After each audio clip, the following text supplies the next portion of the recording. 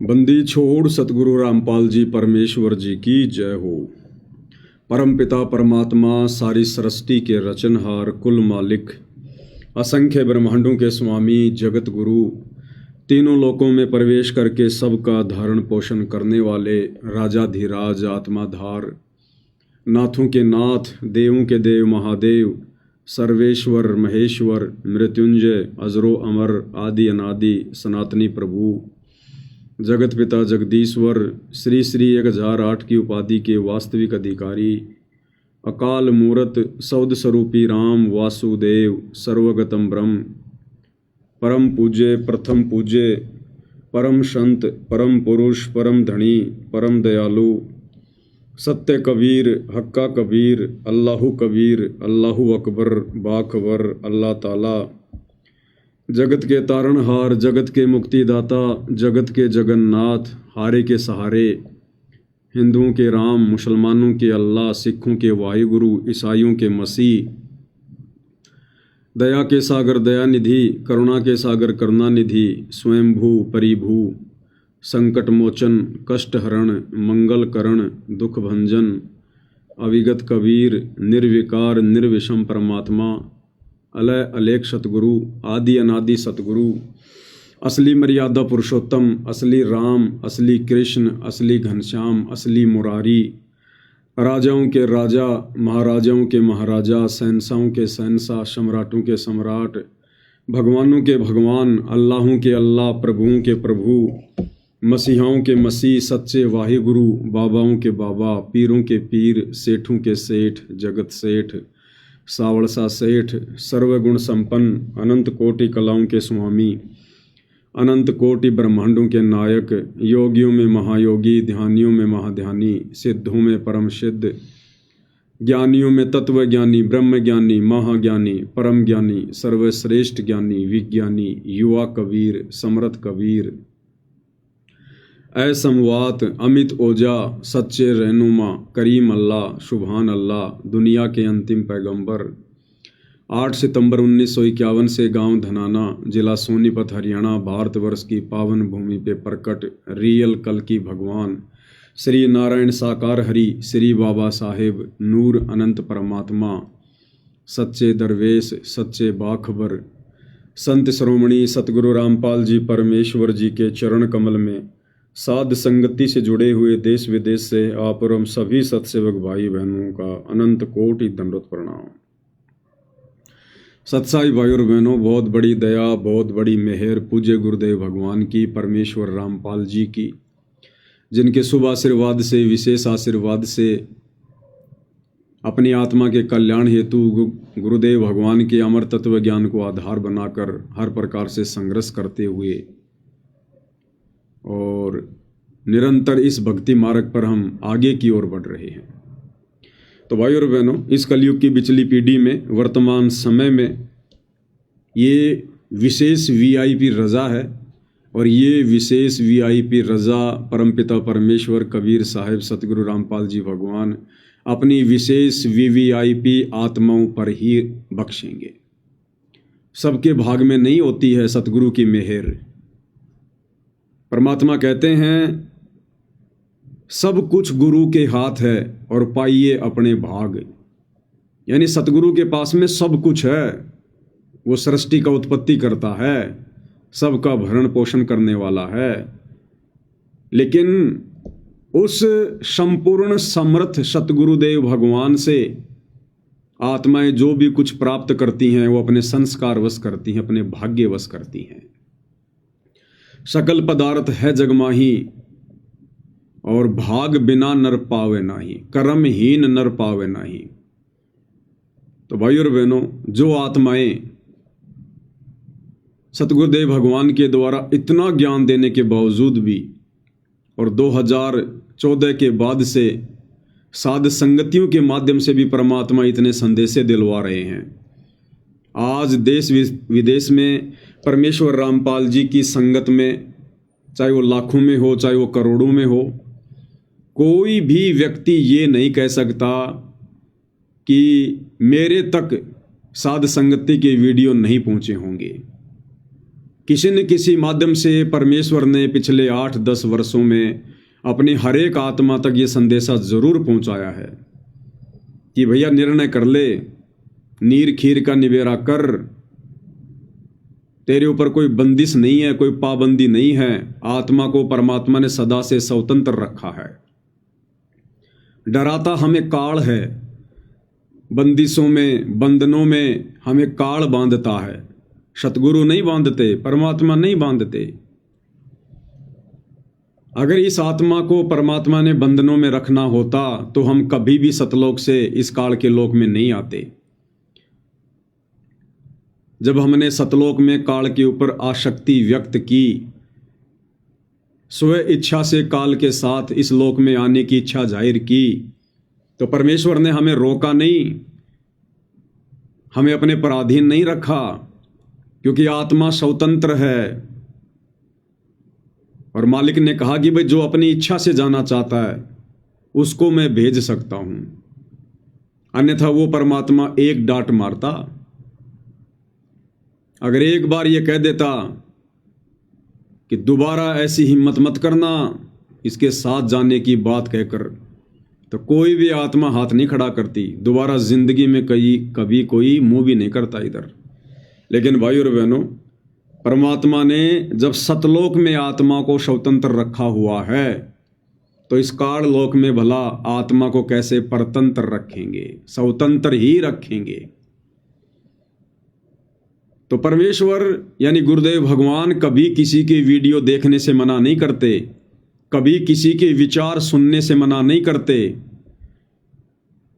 उल्टा गुरुदेव भगवान तो हमें ये शिक्षा देते हैं कि कहे कबीर सोई जन मेरा, जो नीर खीर का करे निबेरा। परमेश्वर रामपाल जी कहते हैं कि मेरी नेक आत्मा, मेरी अच्छी आत्मा, मेरी ज्ञानी आत्मा वही है जो दोनों पक्षों की बातों को सुनकर फिर कोई निर्णय करे।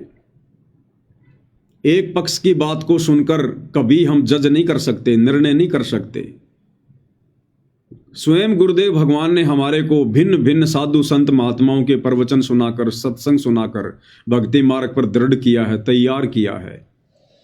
जब तक हम दूसरे के पैकेट में रखी हुई वस्तु को देखेंगे नहीं, हमें क्या पता चलेगा उस पैकेट में नकली वस्तु है या फिर असली वस्तु है। तो सतगुरुदेव भगवान ने अपने किसी भी भगत को मना नहीं किया कि तुम किसी की वीडियो मत देखना, बस मेरे सत्संग सुनना।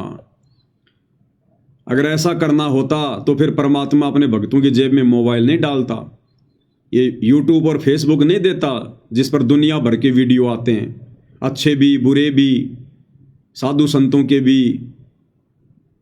अगर परमात्मा ने हमें डरा के धमका के अगर रखना होता तो आज सबकी जेब में परमात्मा मोबाइल नहीं डालता।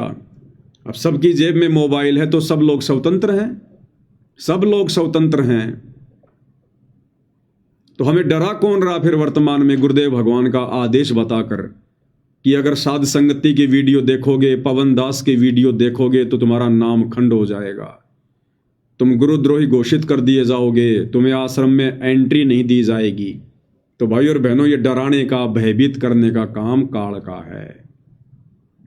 तो जो काल प्रेरित आत्माएं हैं, जो गुरु को मानुष मानते हैं, गुरुदेव भगवान के जो नज़दीकी हैं, जो करीबी हैं, उनके बेटा बेटी, भाई बंधु, रिश्तेदार, चंद आश्रम संचालक, ये कोऑर्डिनेटर, इनको डर है, इनको भय है, क्योंकि इनको अपने सतगुरु पर विश्वास नहीं है।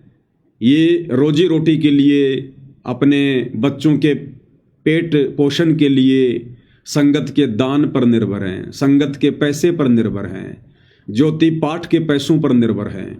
इसलिए इन काल प्रेरित आत्माओं को ये डर है, ये भय है। यदि संगत ने साध संगति के वीडियो देखना शुरू कर दिए तो फिर आश्रमों में कौन आएगा? सबको पता चल जाएगा कि भाई जब तक गुरुदेव भगवान नहीं आते हैं तब तक घर बैठ के भक्ति करो। आश्रमों में क्या है, सतगुरु थोड़ी बैठे हैं। आश्रमों में भी तो फोटोएं लगी हैं, वहां भी तो एलईडी पर सत्संग चलते होंगे, तो वो सुविधा तो हमारे घर पर भी है। आश्रम किस चीज़ के बने हैं? मिट्टी के, पत्थर के, ईंट के, चूने के। हमारे घर भी उसी मटेरियल से बने हैं। फोटोएं हमारे घर में भी हैं, दरबार साहिब हमारे घर पर भी है, सत्संग हमारे मोबाइल में भी हैं, टीवी हमारे घर पर भी लगा हुआ है। तो भला फिर हम आश्रम में जाके क्या करेंगे जिस आश्रम में हमारे भगवान नहीं है? तो इन लोगों को ये चिंता हो रही है भाई और बहनों, चिंता कि अगर संगत ने साध संगति की वीडियो देखने शुरू कर दिए तो मुश्किल से 2 या 4 वीडियो काफ़ी हैं आश्रमों से रिश्ता समाप्त करवाने के लिए, क्योंकि साध संगति की वीडियो में सत्यता है, परमाणु के साथ में बात कही जाती है, वो आबाई नहीं बकी जाती, मनमाना आचरण नहीं थोपा जाता। तो जिस कारण से भाई और बहनों इस काल को डर है, इस काल को भय है, जिन्होंने आत्माओं को बंदिशों में बांध रखा है, डरा रखा है, धमका रखा है। अन्यथा गुरुदेव भगवान का तो सीधा सीधा फॉर्मूला है, कहे कबीर सोए जन मेरा, जो नीर खीर का करे निवेरा। हंस, हंस कौन होता है? गुरुदेव ने बताया, एक पात्र में 1 किलो जल और उस जल में 1 किलो यदि दूध डाल दिया जाए, दोनों को अच्छे से मिक्स कर दिया जाए, तो हंस को परमेश्वर की तरफ से गॉड गिफ्ट है। एक ऐसी उसको परमात्मा ने एक वो तकनीक दी हुई है, शक्ति दी हुई है, वो उस पानी मिले हुए दूध को पी लेगा। कोई फिल्टर मशीन नहीं है, कुछ नहीं है, गॉड गिफ्ट है, परमात्मा की तरफ से उसको एक पावर है, एक शक्ति है। अपनी चोंच डालेगा और जिस पात्र में दूध और पानी आपस में मिले हुए हैं, वो दूध को पी लेगा और पानी को छोड़ देगा। तो सतगुरु रामपाल जी भगवान से, इस कबीर भगवान से उपदेश लेने के बाद, उनका तत्व ज्ञान सुनने और समझने के बाद, भगत आत्मा एक हंस की श्रेणी में आ जाती है और फिर वो नीर खीर का निवेरा करना शुरू कर देता है। सही क्या है, गलत क्या है, उसका निवेरा करना शुरू कर देता है।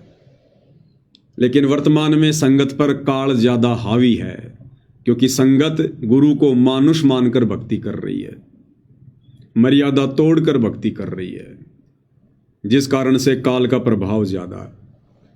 अब सोचिए भाई और बहनों, परमेश्वर रामपाल जी की 90% सतलोक आश्रमों से जुड़ी संगत आज सही और गलत का निर्णय करने से डर रही है, भयभीत है।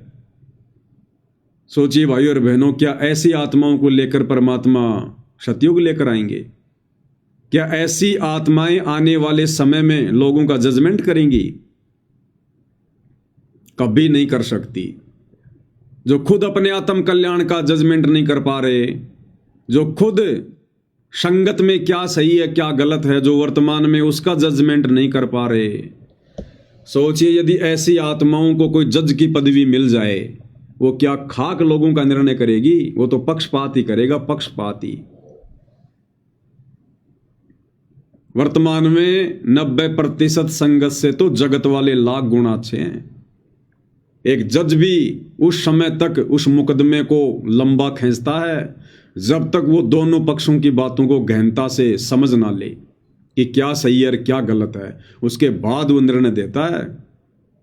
अन्यथा वकील तो अपने क्लाइंट को बचाने के पक्ष में देगा दलीलें, दोनों तरफ के वकील, नहीं साहब मेरा मुवक्किल सही है, नहीं साहब मेरा आदमी सही है। लेकिन जज उनकी बातें नहीं सुनता, उनकी बातें नहीं मानता, सुनता अवश्य, लेकिन संगत की तरह आंख बंद करके ऐसे विश्वास नहीं करता। सारे प्रमाण देखेगा, सारे सबूत देखेगा, उसके बाद वो जज करेगा कि कहीं मेरे से कोई गलती ना हो जाए। तो सोचिए यदि वर्तमान में सतगुरु रामपाल जी का कोई भगत अगर जज लग गया तो वो तो सत्यानाश कर देगा, लोगों का सत्यानाश। तो भाई और बहनों, आप और हम जो साध संगति से जुड़े हुए भाई बहन हैं, हमें परमात्मा वो विशेष आत्मा बनाना चाहते हैं, विशेष भगत बनाना चाहते हैं, जो आने वाले समय में इस परमेश्वर के साम्राज्य की बागडोर को संभालेंगे। जो स्वयं निर्णय नहीं कर सकता वो दूसरों का क्या खाक निर्णय करेगा। तो परमेश्वर हमें निष्पक्षी बनाना चाहते हैं। परमात्मा की अपनी वाणी है कि पक्षा पक्षी के कारण, पक्षा पक्षी यानी पक्ष और विपक्ष, क्योंकि पूरी दुनिया तो पक्ष और विपक्ष के झमेले में उलझी हुई है। पक्षा पक्षी के कारण सब जग रहा भुलान, और निष्पक्ष होके हरि भजय वो है संत सुजान। जो निष्पक्ष होकर भक्ति मार्ग पर चलेगा, ज्ञान को आधार बनाकर, परमात्मा कहते हैं वही असल में ज्ञानी आत्मा है। संत सुजान, संत यानी भगत, सुजान यानी ज्ञानी आत्मा, बुद्धिमान आत्मा। तो परमेश्वर हमें संत सुजान बनाना चाहते हैं। उसके लिए भाई और बहनों, हम सत्सेवकों ने हर प्रकार से बुद्धि विवेक का इस्तेमाल करके जो 16 श्रृंगार गुरुदेव भगवान ने बताए हैं भक्ति के, उनको अपने ऊपर धारण करके 5 विशेष आभूषण शील, संतोष, विवेक, दया, अक्षमा, इनका प्रयोग करके हमने भक्ति मार्ग पर आगे बढ़ना है। ये देखा देखी का मार्ग नहीं है, ये भेड़ चाल का मार्ग नहीं है। और वर्तमान में हमारी यही परीक्षा हो रही है भाई और बहनों। परमेश्वर ने अपनी लाखों की संगत में से अपनी चंद विशेष आत्माओं को छांट दिया है, साध संगति से जोड़ दिया है। अब हमारी आगे के लिए ट्रेनिंग चालू है, और ट्रेनिंग में हमने फेल नहीं होना है। बहुत ही धैर्य के साथ में, बुद्धि विवेक के साथ में, हमने जल्दबाजी में कोई निर्णय नहीं लेना किसी भी प्रकार का।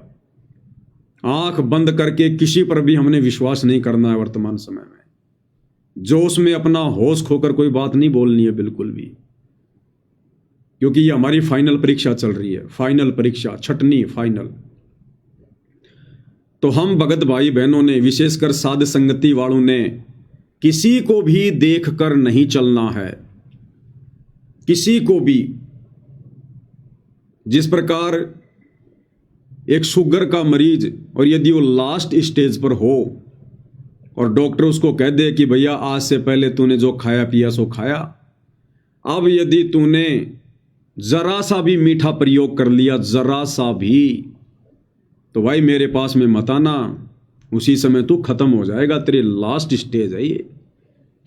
उसके बाद भाई और बहनों, वो शुगर का पेशेंट घर पर रहे, चाहे अपनी रिश्तेदारी में जाए, चाहे किसी फंक्शन में जाए, वो खाने पीने को लेकर कितनी सावधानी बरतेगा। उसके सामने यदि दाल भी परोस दी जाए, वो उस पर भी अंधा होके विश्वास नहीं करेगा। जरा सी उंगली डाल के और जीभ पर एक टपका रखेगा, मीठा तो नहीं है कहीं ये। इतना भयभीत होकर वो सब्जी का भी प्रयोग करेगा। और सोचो यदि उसके सामने मिठाई रखी हो, उसको तो तुरंत हटाएगा, तुरंत। तो आप और हमारी इस भक्ति मार्ग पर सत्सेवकों की वर्तमान में वो फाइनल स्टेज है। इस समय यदि हमने जरा भी बकवाद करी, जरा भी देखा देखी वाली भक्ति की, भेड़ चाल में चले, परमेश्वर की मर्यादा तोड़ी, तो आप और हमारी भाई और बहनों वही स्थिति होगी फिर। इसलिए हमने भीड़ को देखकर नहीं चलना है। हमारे खुद के गुरु भाई बहन, चाहे सत्सेवक हों, चाहे आश्रमों से जुड़े हुए हों, वो चाहे कितनी ड्रामेबाजी क्यों ना करें, उनके आश्रमों में चाहे कितनी भीड़ क्यों ना इकट्ठी होती हो, उन आश्रमों के वो वीडियो देखकर, उनकी मीठी मीठी लुभावनी बातें सुनकर, उनकी तरह तरह की मुहिम की वीडियो देखकर, हमने अपने मार्ग से जरा भी विचलित नहीं होना है, जरा भी, नहीं तो काम बिगड़ जाएगा अपना। ये जो बकवाद कर रहे हैं इनको करने दो आश्रम वालों को। ये जो अपना अनमोल मनुष्य जीवन बर्बाद कर रहे हैं इनको करने दो। ये जो मर्यादाएं तोड़ रहे हैं, संगत की तुड़वा रहे हैं, तोड़ने दो, तुड़वाने दो।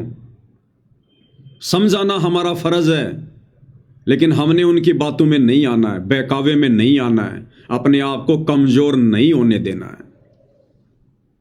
क्योंकि हमारा आत्म कल्याण उस विधि से होगा जो विधि हमें पूज्य गुरुदेव भगवान ने बता दी है, सत्संगों में जो बता दी है। क्योंकि सत्संग ही परम संत का संविधान होता है। ये सत्संग आज भी हमारे ऊपर लागू हैं और गुरुदेव के शतलोक जाने के बाद भी यही सत्संग चलेंगे, यही भक्ति विधान परमेश्वर का लागू रहेगा। इसलिए वरवाला कांड 2014 से लेकर वर्तमान समय तक, जब तक ये परीक्षा पूरी तरह से क्लियर नहीं हो जाती है, हमने थर्ड पर्सन की किसी भी बात को स्वीकार नहीं करना है जो बात गुरुदेव के ज्ञान के विरुद्ध हो। बिल्कुल गांठ बांध लेनी हमने। कोई हमें कितना ही डराए कि तुझे गुरुजी से नहीं मिलने दिया जाएगा, भाई मत मिलने दे, तू गले से बांध गाल गाल के मिल ले, हम तो उसमें खुश हो जाएंगे। तुझे गुरुद्रोही घोषित कर दिया जाएगा, भाई बहुत अच्छी बात है, तू गुरुमुखी बना रहे, हम तो गुरुद्रोही ठीक हैं। तुझे आश्रमों में एंट्री नहीं दी जाएगी, भाई हमारा तो घर ही आश्रम है, तुझे मुबारक तेरे आश्रम। तू शतलोक नहीं जा पाएगा, अरे हम तो यही ठीक है हमारे गुरुदेव के चरणों में, जब उनकी मौज होगी अपने आप ले जाएंगे। तुम गुरुदेव के सिर पर बैठे रहो भाई, अपना ध्यान रखो, तुम अपनी चिंता करो। तेरी मर्यादा टूट गई है, तेरा नाम खंड हो गया है, ठीक है भैया, तू मत टूट जाना, तू खंड मत हो जाना, हमारी चिंता मत कर, हम तो जैसे भी हैं सतगुरु के चरणों में पड़े हैं। लड़ना भी नहीं, झगड़ना भी नहीं, डरना भी नहीं, और अपने शास्त्र अनुकूल शत भक्ति मार्ग से विचलित भी नहीं होना है। भाई और बहनों, परमात्मा हमें बाईपास निकाल रहे हैं, बाईपास साध संगति के माध्यम से। अगर गुरुदेव भगवान अपनी विशेष रजा बख्श के अगर ये साध संगतियां शुरू ना करवाते, आज सतगुरु रामपाल जी परमेश्वर की संगत में एक भी आत्मा भगत कहलाने के लायक नहीं होती, भगत कहलाने के लायक। वही 650 साल पहले वाली स्थिति हो जाती परमात्मा के सामने जब वो मगर से गए थे, वही स्थिति। क्योंकि आश्रम वाले तो अपना सत्यानाश करवा चुके हैं, उनके तो 650 साल पहले वाली स्थिति है। वही लड़ाई झगड़े, मार पिटाई, गाली गलोच, मर्यादाहीनता। जिस प्रकार जब परमात्मा मगर से सशरीर शतलोक जाने की लीला जो है वो करने वाले थे, तो उससे पहले परमात्मा ने देखा कि वीर सिंह बघेल और बिजली खान पठान दोनों आपस में लड़ने मरने को तैयार थे, जबकि गुरुदेव ने बताया कि राजा वीर सिंह को तो शार शब्द भी दे दिया था, शार शब्द भी। और शार शब्द प्राप्त आत्मा के हाथ में तलवार कैसे आ जाएगी? उस राजपथ को ठोकर मार देगा वो 2 मिनट में। उसकी हालत तो पकी हुई सरसों के जैसी हो जानी चाहिए, वो तो चींटी को भी नहीं सता सकता। और वो खड़े थे वहां पर सीना तान के कि एक बार कबीर जी मर जाएं, उसके बाद बताएंगे इनको हम क्या हैं। तो भाई और बहनों, इन सतलोक आश्रम वालों की, इन कोऑर्डिनेटरों की, आश्रम संचालकों की, गुरुदेव के परिवार की आज भी वीर सिंह बघेल और बिजली खान पठान वाली स्थिति है। इनको कोई कॉमन सेंस भी नहीं है, भक्ति मार्ग की कॉमन सेंस भी। तो यदि परमात्मा साथ संगतियां शुरू ना करवाते तो आज परमेश्वर रामपाल जी की संगत में कोई भक्ति बीज नहीं होता, भगत बीज। तो परमेश्वर ने अपनी 30 साल की मेहनत से जो एक बगीचा लगाया था, अब परमेश्वर ने अलग से अपने पेड़ पौधे छांट के साध संगति रूपी एक बगीची तैयार की है परमात्मा ने। बाकी तो संगत में कुसंगत उपज चुकी है, बाकी बगीची को तो कीड़ा लग चुका है, गड़ चुकी है, वो दीमक लग चुकी है उनको। ये सत्सेवक भाई बहन है परमेश्वर के हीरे मोती। तो भाई और बहनों, हमने अपने आप को टूटने नहीं देना, डगमग नहीं होने देना। समय समय पर परमात्मा दास के माध्यम से आप भाई बहनों को जागृत करवाते रहेंगे। गलतियां करने की कोई गुंजाइश नहीं होनी चाहिए। हमारे सामने चाहे कोई ज्ञान आधार से आ जाओ या चाहे अन्य कोई छल बल वाले कोई तरीके से आ जाओ, हमने तो अपने टारगेट पर, अपने लक्ष्य पर ध्यान केंद्रित रखना है, जो विधि हमें गुरुदेव ने बताई है। फिर वो छल बल भी हमारा कुछ नहीं कर सकता और उनकी बकवादे भी हमारा कुछ नहीं कर पाएंगी फिर। तो भाई और बहनों, आज की वीडियो में हमें एक बहुत ही अच्छी शिक्षा मिलेगी परमेश्वर के आशीर्वाद से। कि यदि हमने मोक्ष प्राप्त करना है तो किस प्रकार से ज्ञान को आधार बनाकर अपने आप को संयमित रखकर, मर्यादित रखकर। परमात्मा कहते हैं ये रोटी का टुकड़ा डालते ही पूंछ हिलाना और जरा सा दूर दूर करते ही भौंकना, ये कुत्तों के काम होते हैं, भगतों के काम नहीं होते। भगत लाभ में, हानि में, दुख में, सुख में एक समान होता है। भगत ना कभी ज़्यादा खुश होता है, ना कभी ज़्यादा दुखी होता है, क्योंकि उसको परम संत का परम सहारा होता है। इसलिए वो डरता नहीं, भयभीत नहीं होता, दुखी नहीं होता। और भगत को परम संत परम ज्ञान की अनुभूति करवा देता है, तत्व ज्ञान के नज़दीक पहुंचा देता है। इसलिए उस ज्ञान को आधार बनाकर भगत के अंदर धैर्य आता है, उसको अपनी मंजिल का पता होता है, इस संसार की नश्वरता का पता होता है, यहाँ के झूठे भौतिक सुखों की वास्तविकता का पता होता है। इसलिए कोई भी फिर भगत को विचलित नहीं कर सकता, क्योंकि भगत को यहाँ पर आग लगी हुई दिखाई देती है कि ये सब नश्वर है, या मेरा कुछ नहीं है, ये सब नकली स्वांग है, नकली। जैसे गुब्बारे में हवा भर के छोड़ दिया जाता है, इसी प्रकार से काल ने हम आत्माओं के अंदर हवा भर के छोड़ रखा है। बेटा बेटी, कार कोठी, मकान, नौकरी, जायदाद, फार्म हाउस, सोना चांदी, पद पदवी, ये सब गुब्बारे की हवा है, एक सेकंड में निकल जाएगी, एक सेकंड में। दास जब जयपुर में पढ़ा करता था तो हॉस्टल में रहता था। अब वो जवानी के दिन थे भाइयों और बहनों। तो हम क्या करते थे, जब शादियों का सीज़न होता था तो जयपुर में जो मैरिज गार्डन होते थे, हम लोग वहाँ चले जाते थे बढ़िया बढ़िया पकवान खाने के लिए, मिष्ठान खाने के लिए, कि हॉस्टल में खाना खाएंगे तो यहाँ की डाइट बचेगी, क्योंकि वहाँ तो ये सुबह की डाइट का 30 रुपया और शाम की डाइट का 30 रुपये। सन 2004 की बातें हैं ये, जब मैं जयपुर में हॉस्पिटल में उसमें हॉस्टल में रहता था। तो जब शादियों का सीज़न आता था तो हम 2-4 लोग मिलकर, और हमारा यही काम होता था, शाम को देखा करते थे कौन से गार्डन में शादी है, और वहाँ बढ़िया बढ़िया खाते, बढ़िया बढ़िया पीते, फिर आराम से आते।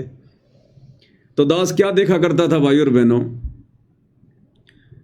राजस्थान का मुख्यमंत्री अशोक गहलोत जो पहले था कांग्रेस सरकार में, वो कई बार मुख्यमंत्री रह चुका, कई बार हट चुका।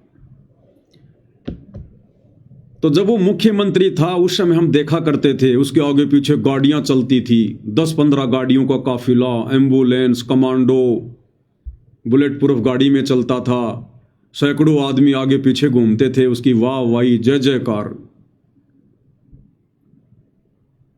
और भाई और बहनों, जब वो मुख्यमंत्री का वो जो पद है जब उसने छोड़ा, जब वो हार गया, कांग्रेस सरकार हार गई, बीजेपी की सरकार आ गई, तो हम लोग एक शादी में गए हुए थे जयपुर में ऐसे ही खाना खाने के लिए, 2-4 जने। तो हम तो गोलगप्पे वगैरह खा रहे थे, अपने अंदर डांस वांस के आनंद ले रहे थे। तभी किसी ने कहा, अरे मुख्यमंत्री जी आ गए, मुख्यमंत्री जी आ गए। तो दास ने देखा, भाई कौन सा मुख्यमंत्री आ गया, आज तो हमारा भी सौभाग्य जो मुख्यमंत्री जी की शक्ल देखने को मिलेगी। तो दास ने क्या देखा, राजस्थान का भूतपूर्व मुख्यमंत्री अशोक गहलोत जो सरकार में नहीं था, वो अपने 2 साथियों के साथ, ना कोई पुलिस वाला, ना कोई बॉडीगार्ड, ना कोई बुलेट प्रूफ गाड़ी, और मात्र अपने 2 साथियों के साथ में और एक ही गाड़ी में, और पीछे हाथ करके, नीचे गर्दन करके उनसे बात करते करते आ रहा है शादी में। तो भाई और बहनों, क्या खाक सुखे यहां का, क्या है ये। थोड़े समय के लिए तो काल हमारे अंदर मुख्यमंत्री बना के, प्रधानमंत्री बना के, राष्ट्रपति बना के हवा भर देता है। 5 साल तो हम किसी को बख्शते ही नहीं कि मैं कौन हूं, अपने आप को देवता समझने लग जाते हैं, झूठी उस प्रभुता को प्राप्त करके। और जैसे चुनाव हार जाते हैं उसी स्थिति में आ जाते हैं, वापस उसी स्थिति में, कोई उनको सलाम करने वाला भी नहीं मिलता फिर। तो पूज्य गुरुदेव भगवान ने हमें इस गंदे लोक की वास्तविकता से परिचित करवा रखा है भाई और बहनों। इसलिए हम क्या मांगे यहां का, कुछ मांगने लायक है यहां? क्या मांगे यहां पर हम लोग? राजपद मांगे। जिस राजपद को प्राप्त करके गधे की योनि से जीवन शुरू करना पड़ेगा। तो जिस आत्मा को ज्ञान है वो तो ऐसे पंगे में पाव नहीं देगी। राजपद चाहे इस पृथ्वी का हो, चाहे देवताओं के लोक का हो, इंद्र की पदवी हो। एक हरि की भक्ति बिन राजा गधा होए, और माटी लदे कुमार की घास न डाले कोई। तो क्या करेंगे वो राजपद प्राप्त करके? इसलिए परमेश्वर ने हमें यह तत्व ज्ञान देकर इस गंदे लोक की वास्तविकता से भली भांति परिचित करवा रखा है। इसलिए हमारा यहां मन भी लगना दूभर हो जाएगा। हमारे पास में आने वाले समय में सब कुछ होते हुए, क्योंकि जो शत भक्ति मर्यादा में रह के हम कर रहे हैं, आने वाले समय में परमेश्वर हमें सारे सुखों से लबालब करेगा, सारे सुखों से। ये परमात्मा अपने भगत को दुखों में रख के भी उसकी परीक्षा लेता है, और समय आने पर उसको दुनिया भर के सुख देकर भी उसकी परीक्षा लेता है। और जो भगत ना उन दुखों से दुखी होता है और ना सुखों से ज्यादा सुखी होकर विचलित होता है, वही आत्मा मोक्ष प्राप्त करती है। तो आने वाले समय में परमेश्वर हमें इस काललोक के झूठे भौतिक सुख भी देंगे, लेकिन उस समय तक परमेश्वर हमें ज्ञान से इतना परिपक्व कर देंगे, भक्ति से इतना परिपक्व कर देंगे, वो दुनिया भर के सुख होने के बावजूद भी भाई और बहनों हमारा मन यहां से हटा हटा सा रहेगा। जैसे कोई चीज हमारे से मिस हो गई हो, गुम हो गई हो। हमें एक मीठी मीठी हमेशा टेंशन रहेगी, एक चिंता रहेगी हमारे को कि अगर मैं रह गया यहां पर तो मेरे साथ में क्या बनेगी। ये तो चलो थोड़े समय के लिए मेरे को सतगुरु ने, समर्थ ने इस काललोक के झूठे सुख दे दिए। अगर मैं अपनी गलती से रह गया, कोई मर्यादा टूट गई, कोई चूक चाकरी हो गई सतगुरु की भक्ति में, सेवा में, तो फिर मेरे साथ में क्या बनेगी? वो दुख भगत को आंखों के सामने चलचित्र की तरह चलते हुए दिखाई देंगे। इसलिए सब कुछ होते हुए भी भाई और बहनों हमें फीका फीका लगेगा, फीका फीका हमारी वो स्थिति हो जाएगी। और क्या मांगेंगे फिर हम यहां का? हम वो गलतियां कर नहीं सकते अब, जो गलतियां आप और हमने आज से पहले की, सतगुरु की शरण में आने से पहले, सतयुग में, त्रेता में, द्वापर में, इस तत्व ज्ञान के अभाव में। आज हम वो भक्ति नहीं कर सकते। आज हम उतना त्याग, उतना बलिदान, वो कुर्बानी नहीं दे सकते, उतना संघर्ष नहीं कर सकते जो हमने सतयुग में किया, त्रेता में किया, द्वापर में किया, काल की भक्ति करते करते। और जब वो समय आता था जब भगवान हमारे सामने प्रकट होते थे कि मांगो क्या मांगते हो, तो हम क्या मांगा करते थे? गोबर, गोबर मांगा करते थे। हम निष्फल कर देते थे अपनी भक्ति को, अपने बलिदान को। एक छोटा सा वीडियो दास आपको दिखाता है किस प्रकार से इस काल में आप और हमें युगों युगों से मूर्ख बनाकर रखा हुआ है। एक वीडियो है एक साधक का। इसने काफी वर्षों तक श्री ब्रह्मा जी की साधना की और इसकी घोर तपस्या को देखकर, इसकी भक्ति को देखकर ब्रह्मा जी प्रसन्न हुए। हालांकि भाई और बहनों, प्रसन्न तो ये परमात्मा होता है। इंद्रदेवों के रूप में आकर हम भोली भाली आत्माओं को, नादान आत्माओं को जो भक्ति मार्ग से भटके हुए होते हैं, तो ये परमात्मा ही आकर हमारे को थोड़ी बहुत राहत देते हैं, भक्ति का प्रतिफल देते हैं। तो इसने जब घोर तपस्या की हजारों वर्षों तक, तो ब्रह्मा जी प्रकट हो गए, क्योंकि ब्रह्मा जी का ध्यान लगा रहा था। और ब्रह्मा जी ने कहा कि वत्स, मैं तुम्हारी तपस्या से प्रसन्न हुआ, मांगो मांगो, क्या मांगते हो? तो इस नादान प्राणी ने, क्योंकि ऐसी गलती आप और हम भी भाई और बहनों लाखों बार, असंख्यों बार कर चुके हैं, तो इस नादान प्राणी ने क्या कहा पता है ब्रह्मा जी को? हे पितामह, आपने मुझे 2 बार कहा है मांगो मांगो, मैं 2 वरदान मांगूंगा, 2 वरदान। ब्रह्मा जी ने कहा कि मांग भाई, तो 2 मांग ले। बोला पहला वरदान तो मुझे ये दो, पृथ्वी, पाताल और स्वर्ग तीनों लोकों में मेरी विजय हो। ये गधा बनने वाला वरदान मांगा इसने, गधा बनने वाला, क्योंकि तीनों लोकों पर विजय प्राप्त करके। अब विजय कैसे प्राप्त करेगा? देवताओं के साथ में युद्ध करेगा, लड़ाई झगड़ा करेगा, कितने लोग मरवाएगा, वो देवता दुखी होंगे, फिर जाकर ये इंद्र की उस पदवी को छीनेगा, फिर ये अपने कर्म फोड़ेगा, वहां पर सारे उल्टे काम करेगा, और मरने के बाद में सीधा फिर ये गधा बनेगा। क्योंकि गुरुदेव ने बता दिया हमारे को कि एक हरि की भक्ति बिन राजा गधा होए, और माटी लदे कुमार की घास न डाल कोई। तो बोला आपने 2 बार कहा है कि मांगो मांगो, मैं 2 वरदान मांगूंगा। बोला मांग, पहला तो ये तीनों लोकों में मेरी विजय हो, तथास्तु। अब जब तीनों लोकों की विजय का वरदान मांगा तो भाई और बहनों, साइड में वो इंद्र, नारद मुनि और भी छोटे मोटे देवता खड़े थे, देख रहे थे कि ब्रह्मा जी इसको क्या वरदान देगा। तो जब तीनों लोगों पर विजय का वरदान मांगा तो इंद्र के तो पसीने छूट गए, नारद जी भी घबरा गया कि लो भाई फिर लड़ाई झगड़ा होगा। इंद्र को टेंशन हो गई, तेरी पदवी गई।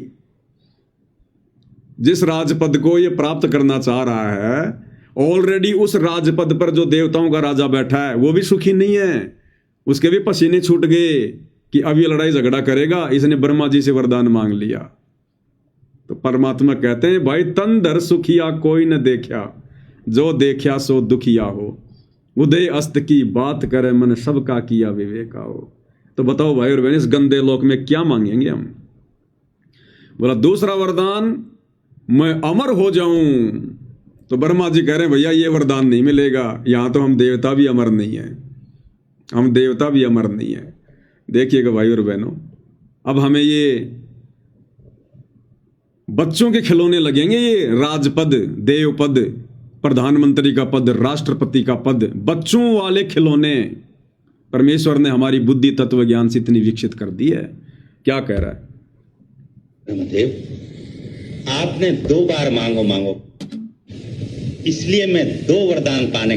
बिल्कुल 2 मिलेंगे ब्रह्मदेव, आपने 2 बार मांगो मांगो कहा है, इसलिए मैं 2 वरदान पाने का अधिकारी हो गया। जैसी तुम्हारी इच्छा। पहला वरदान, पृथ्वी, पाताल और स्वर्ग, तीनों लोक पर मेरी विजय। तथास्तु। देवता को भरा गए।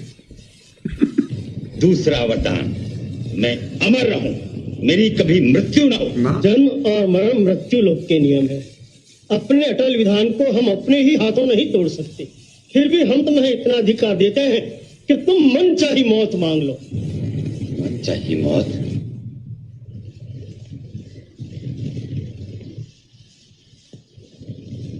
ब्रह्मदेव, अगर मेरी मृत्यु भी हो तो केवल महाकाल के पुत्र के हाथों। तथास्तु। अब मैं अमर हो गया। हाँ, अब तू अमर हो गया भाई। अब देखो भाई और बहनों, ऐसे पता चलता है कि बातों बातों में गुरुदेव भगवान ने आप और हमें अध्यात्म की किस चोटी पर पहुंचा दिया है, हमें किस भक्ति की उस पराकाष्ठा पर पहुंचा दिया है। सतगुरुदेव भगवान के दोनों बेटे मनोज और वीरेंद्र राजनेताओं की रैलियों में धक्के खा रहे हैं, राजनेताओं से हाथ मिलाने को बहुत बड़ा मानते हैं। और ये नादान संगत जो सतलोक आश्रमों से जुड़ी है, कभी नरेंद्र मोदी की रैली में भाग रही है, कभी किसी नेता के जन्मदिन में भाग रही है। और इधर हम सत्सेवक भाई बहन, अगर खुद भी ब्रह्मा विष्णु महेश तीनों देवता आकर यदि हाथ जोड़कर कहें कि भक्तों,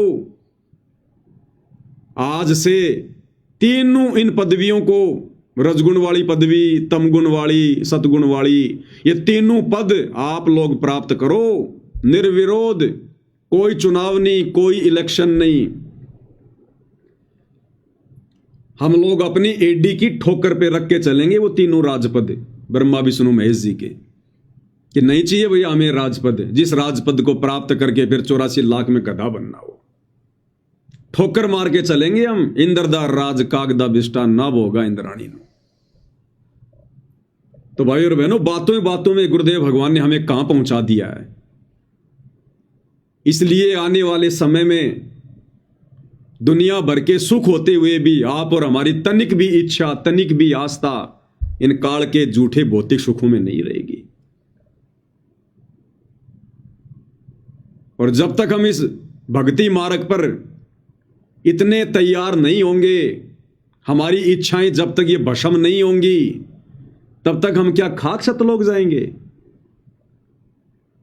तो परमेश्वर ने हमें साध संगति से जोड़कर, क्योंकि हमारे अंदर ये क्षमता, ये विचार जो गुरुदेव ने अपने सत्संगों में बता रखे हैं, हमने कब से अपने जीवन में धारण किए, साध संगति से जुड़ने के बाद। तो गुरुदेव भगवान की आप और हमारे ऊपर असीम रजा है, छप्पड़ फाड़ रजा। और दूसरा भाई और बहनों, इस गंदे लोक में यहां का राजा भिखारी, यहां का मंत्री भिखारी, क्योंकि 21 ब्रह्मांड का स्वामी ये काल भिखारी। जब परमात्मा ने सृष्टि रचना में हमारे को इतना बता दिया कि इसने तपस्या करके भीख में प्राप्त किए, भीख में 21 ब्रह्मांड है, तो 21 ब्रह्मांड में अगर पृथ्वी के छोटे से टुकड़े का अगर कोई राजा बन जाए तो वो भी तो भीख में है। उसने भी तो कभी किसी जन्म में सतगुरु की भक्ति करके उस भक्ति के प्रतिफल में आज वो राज पद प्राप्त किया हुआ है, भीख। और हकीकत क्या है, 2020 में जब भाई और बहनों महामारी आई कोरोना, तो देश के प्रधानमंत्री ने भी हाथ खड़े कर दिए कि हमारा भी इतना बजट नहीं है, जबकि वो तो एक छोटा सा वायरस था, एक ट्रेलर। और प्रधानमंत्री ने भी क्या किया, पीएम रिलीफ फंड, कि भैया डोनेट करो पैसा, दान करो पैसा, दान करो पैसा, लोगों की जान बचानी है, लोगों की जान बचानी है। प्रधानमंत्री ने भी झोली फैला दी, प्रधानमंत्री रिलीफ फंड के नाम पर। कोई 50 लाख दे रहा है, कोई 1 करोड़ दे रहा है, कोई 15 करोड़ दे रहा है, पैसे वाले लोग। तो जिस देश का भाई और बहनों राजा भिखारी, ऐसे राजपद को हम प्राप्त करेंगे ये ज्ञान होने के बाद में? ऐसे राजाओं से हम कोई सुखों की हम कोई इच्छा रखेंगे? इसलिए परमात्मा ने दास को प्रेरणा करके सत्सेवक भाई बहनों को मना करवाया कि हमने सरकारी राशन नहीं लेना जो फ्री में मिलता है। सरकारी राशन हमने बिल्कुल नहीं लेना जो फ्री में मिलता है। बताओ किन किन लोगों का पैसा आया होगा? जिसकी शराब की दुकान है वो भी टैक्स दे रहा है, उसने भी प्रधानमंत्री रिलीफ फंड में पैसा डाला। जिसके बूचड़ खाने हैं उसने भी उस रिलीफ फंड में अपना पैसा डाला। जो 2 नंबर के काम कर रहे हैं, जिनकी शराब की फैक्ट्रियां, तंबाकू की फैक्ट्रियां हैं, ये बॉलीवुड वाले सारा दिन जो अश्लीलता फैलाते हैं, फूहड़ता फैलाते हैं, इन्होंने भी डाले पैसे। अंबानी जैसे लोग जिनका कोई दीन धर्म नहीं है, जो भक्ति के निकट भी नहीं है, पाप कर्म की गठरी जिनके सिर पर है, ऐसे लोगों ने भी डाला। और उस पैसे को हम भगत खाएंगे, परमात्मा के भगत, उस राशन को फिर हम खाएंगे। इन सब के पाप हमारे ऊपर आएंगे। और सतगुरु के भगत होने के बाद, जगत सेठ के बच्चे उनकी शरण में होने के बाद हम राजा के आगे झोली फैलाएंगे, हम सरकारी राशन पर अपना जीवन जिएंगे। धिक्कार है फिर उस भगत को और उसकी भक्ति को। इसलिए परमात्मा ने समय रहते और अधिक पाप कर्म ना बढ़े, परमात्मा ने क्रोश लगवा दिया वीडियो बनवा के। ये आश्रम वाले तो आज भी सरकारी पेंशन ले रहे हैं, सरकारी राशन ले रहे हैं आज भी। तो जब छोटी सी बीमारी कोरोना आया तो देश के प्रधानमंत्री ने हाथ फैला दिए। बताओ क्या करेंगे हम ये राजपद प्राप्त करके? और अभी अभी जो पंजाब में जो बाढ़ आई हुई है, पंजाब के थोड़े से हिस्से में 2-2.5 हजार गांव बाढ़ से प्रभावित हुए। यानी मुश्किल से 1/3 हिस्सा भी बाढ़ से प्रभावित नहीं है पंजाब का, 25% हिस्सा बाढ़ से प्रभावित है। और इतनी सी आपदा में, इतनी सी परेशानी में पंजाब के मुख्यमंत्री भगवंत सिंह मान ने हाथ फैला दिए जनता के सामने कि आओ सब मिलकर पंजाब को खड़ा करेंगे, सब मिलकर सहयोग करो। मैं वचन देता हूं कि आप अगर 1 रुपया भी दोगे तो मैं उसको सही काम में लगाऊंगा। क्यों भाई? सरकार दिवालिया हो गई क्या? सरकारी कोष दिवालिया हो गया, खाली हो गया क्या? बस इतनी औकात है क्या राजाओं की? अरे अभी तो कोई बांध भी नहीं टूटा, विशेष कोई बादल भी नहीं फटा, एक नहर का पानी आ गया उछल कर और उसी में मुख्यमंत्रियों ने हाथ फैला दिए, इस कंगाल लोक के राजाओं ने हाथ फैला दिए जनता से। जनता बैठी है राजाओं के भरोसे, राजा बैठे हैं जनता के भरोसे। एक छोटा सा वीडियो उन्होंने वायरल किया अपना, आपको दिखा देते हैं भाई और बहनों। हकीकत भारत को, उद्योगपति को, चैरिटेबल ट्रस्टों को, कलाकार, भारत के हर नागरिक को, उद्योगपति को, चैरिटेबल ट्रस्टों को, कलाकारों को, पूरी दुनिया में बसते पंजाबियों को, बहन भाइयों को दिल से अपील करता हूं, आओ पंजाब के साथ खड़े होने का टाइम आ गया है। पंजाब को दोबारा अपने पांव पे खड़े करने का टाइम आ गया है। आओ मिलके इस संकट में पंजाब का साथ दीजिए। जो भी आप, मैं वचन देता हूं, जो भी आप मेहनत की कमाई से 1 रुपया भी अगर निकालोगे, उसको 1.25 रुपया बना के हम पारदर्शिता और ईमानदारी से इस्तेमाल करेंगे। खुल के सामने आइए और पुनर्वास में और रिस्ट्रक्चर में पंजाब का साथ दीजिए। इसके लिए आप और डिटेल चाहिए तो, और जानकारी चाहिए तो rangla.punjab.gov.in ये वेबसाइट पे जा सकते हैं, सब कुछ डिटेल मिल जाएगी आपको। तो ये हालत है 21 ब्रह्मांड के राजाओं की, मुख्यमंत्रियों की, प्रधानमंत्रियों की। कहां गया भाई टैक्स? अरे आप मुख्यमंत्री हो, पंजाब तो बड़ा उन्नत राज्य है, बस खाली राजा हाथ फैला रहा है जनता के सामने और जनता फैला रही है राजा के सामने। भाई और बहनों, गुरुदेव भगवान ने इसीलिए हमारे को वो किसान वाली और राजा वाली कहानी सुनाई, किसान की और राजा की। जब वो राजा जंगल में शिकार खेलने गया, बड़ी भूख प्यास लगी, खाने को कुछ मिला नहीं, मरने को हो गया। उसने देखा एक किसान खेत में काम कर रहा है, वहां गया तो किसान ने उसकी हालत देखकर उसको पानी पिलाया, अपना उसको खाना खिलाया। राजा ने खाना खाने के बाद में किसान से कहा कि मैं इस नगरी का राजा हूं, तेरे को कभी भी कोई आवश्यकता हो तो तू आ जाना। उसको एक पर्ची बना के दे दी कि तू डायरेक्ट तू मेरे बेडरूम में भी आ सकता, तेरे को कोई नहीं रोकेगा जब तू ये पर्ची दिखा देगा। कुछ दिनों बाद में उसी नगरी में अकाल पड़ गया। किसान की भी खास कोई जो है वो फसल नहीं हुई। वो उससे मदद मांगने की दृष्टि से लेके पर्ची उसके राजमहल में चला गया, पर्ची दिखाता गया, सीधा राजा तक पहुंच गया। उसने देखा कि राजा तो नमाज अदा कर रहा है, क्योंकि वो मुसलमान था, यूं हाथ करके अल्लाह से कुछ मांग रहा था। तो जब वो कार्यक्रम समाप्त हो गया तो राजा ने उसको पहचान लिया कि आओ मित्र, आओ आओ आओ। तो उस किसान ने कहा कि वो तो ठीक है, पहले ये बताओ आप ये क्या क्रिया कर रहे थे? बोला मित्र, नगरी में अकाल पड़ गया, जनता त्राहिमाम कर रही है, परेशानी में है। मैं अपने राज्य में सुख संपदा के लिए भगवान से कुछ मांग रहा था, अल्लाह से कुछ मांग रहा था। तो किसान को झटका लगा और उसने कहा कि ओ हो, मैं तो भिखारी के पास आ गया।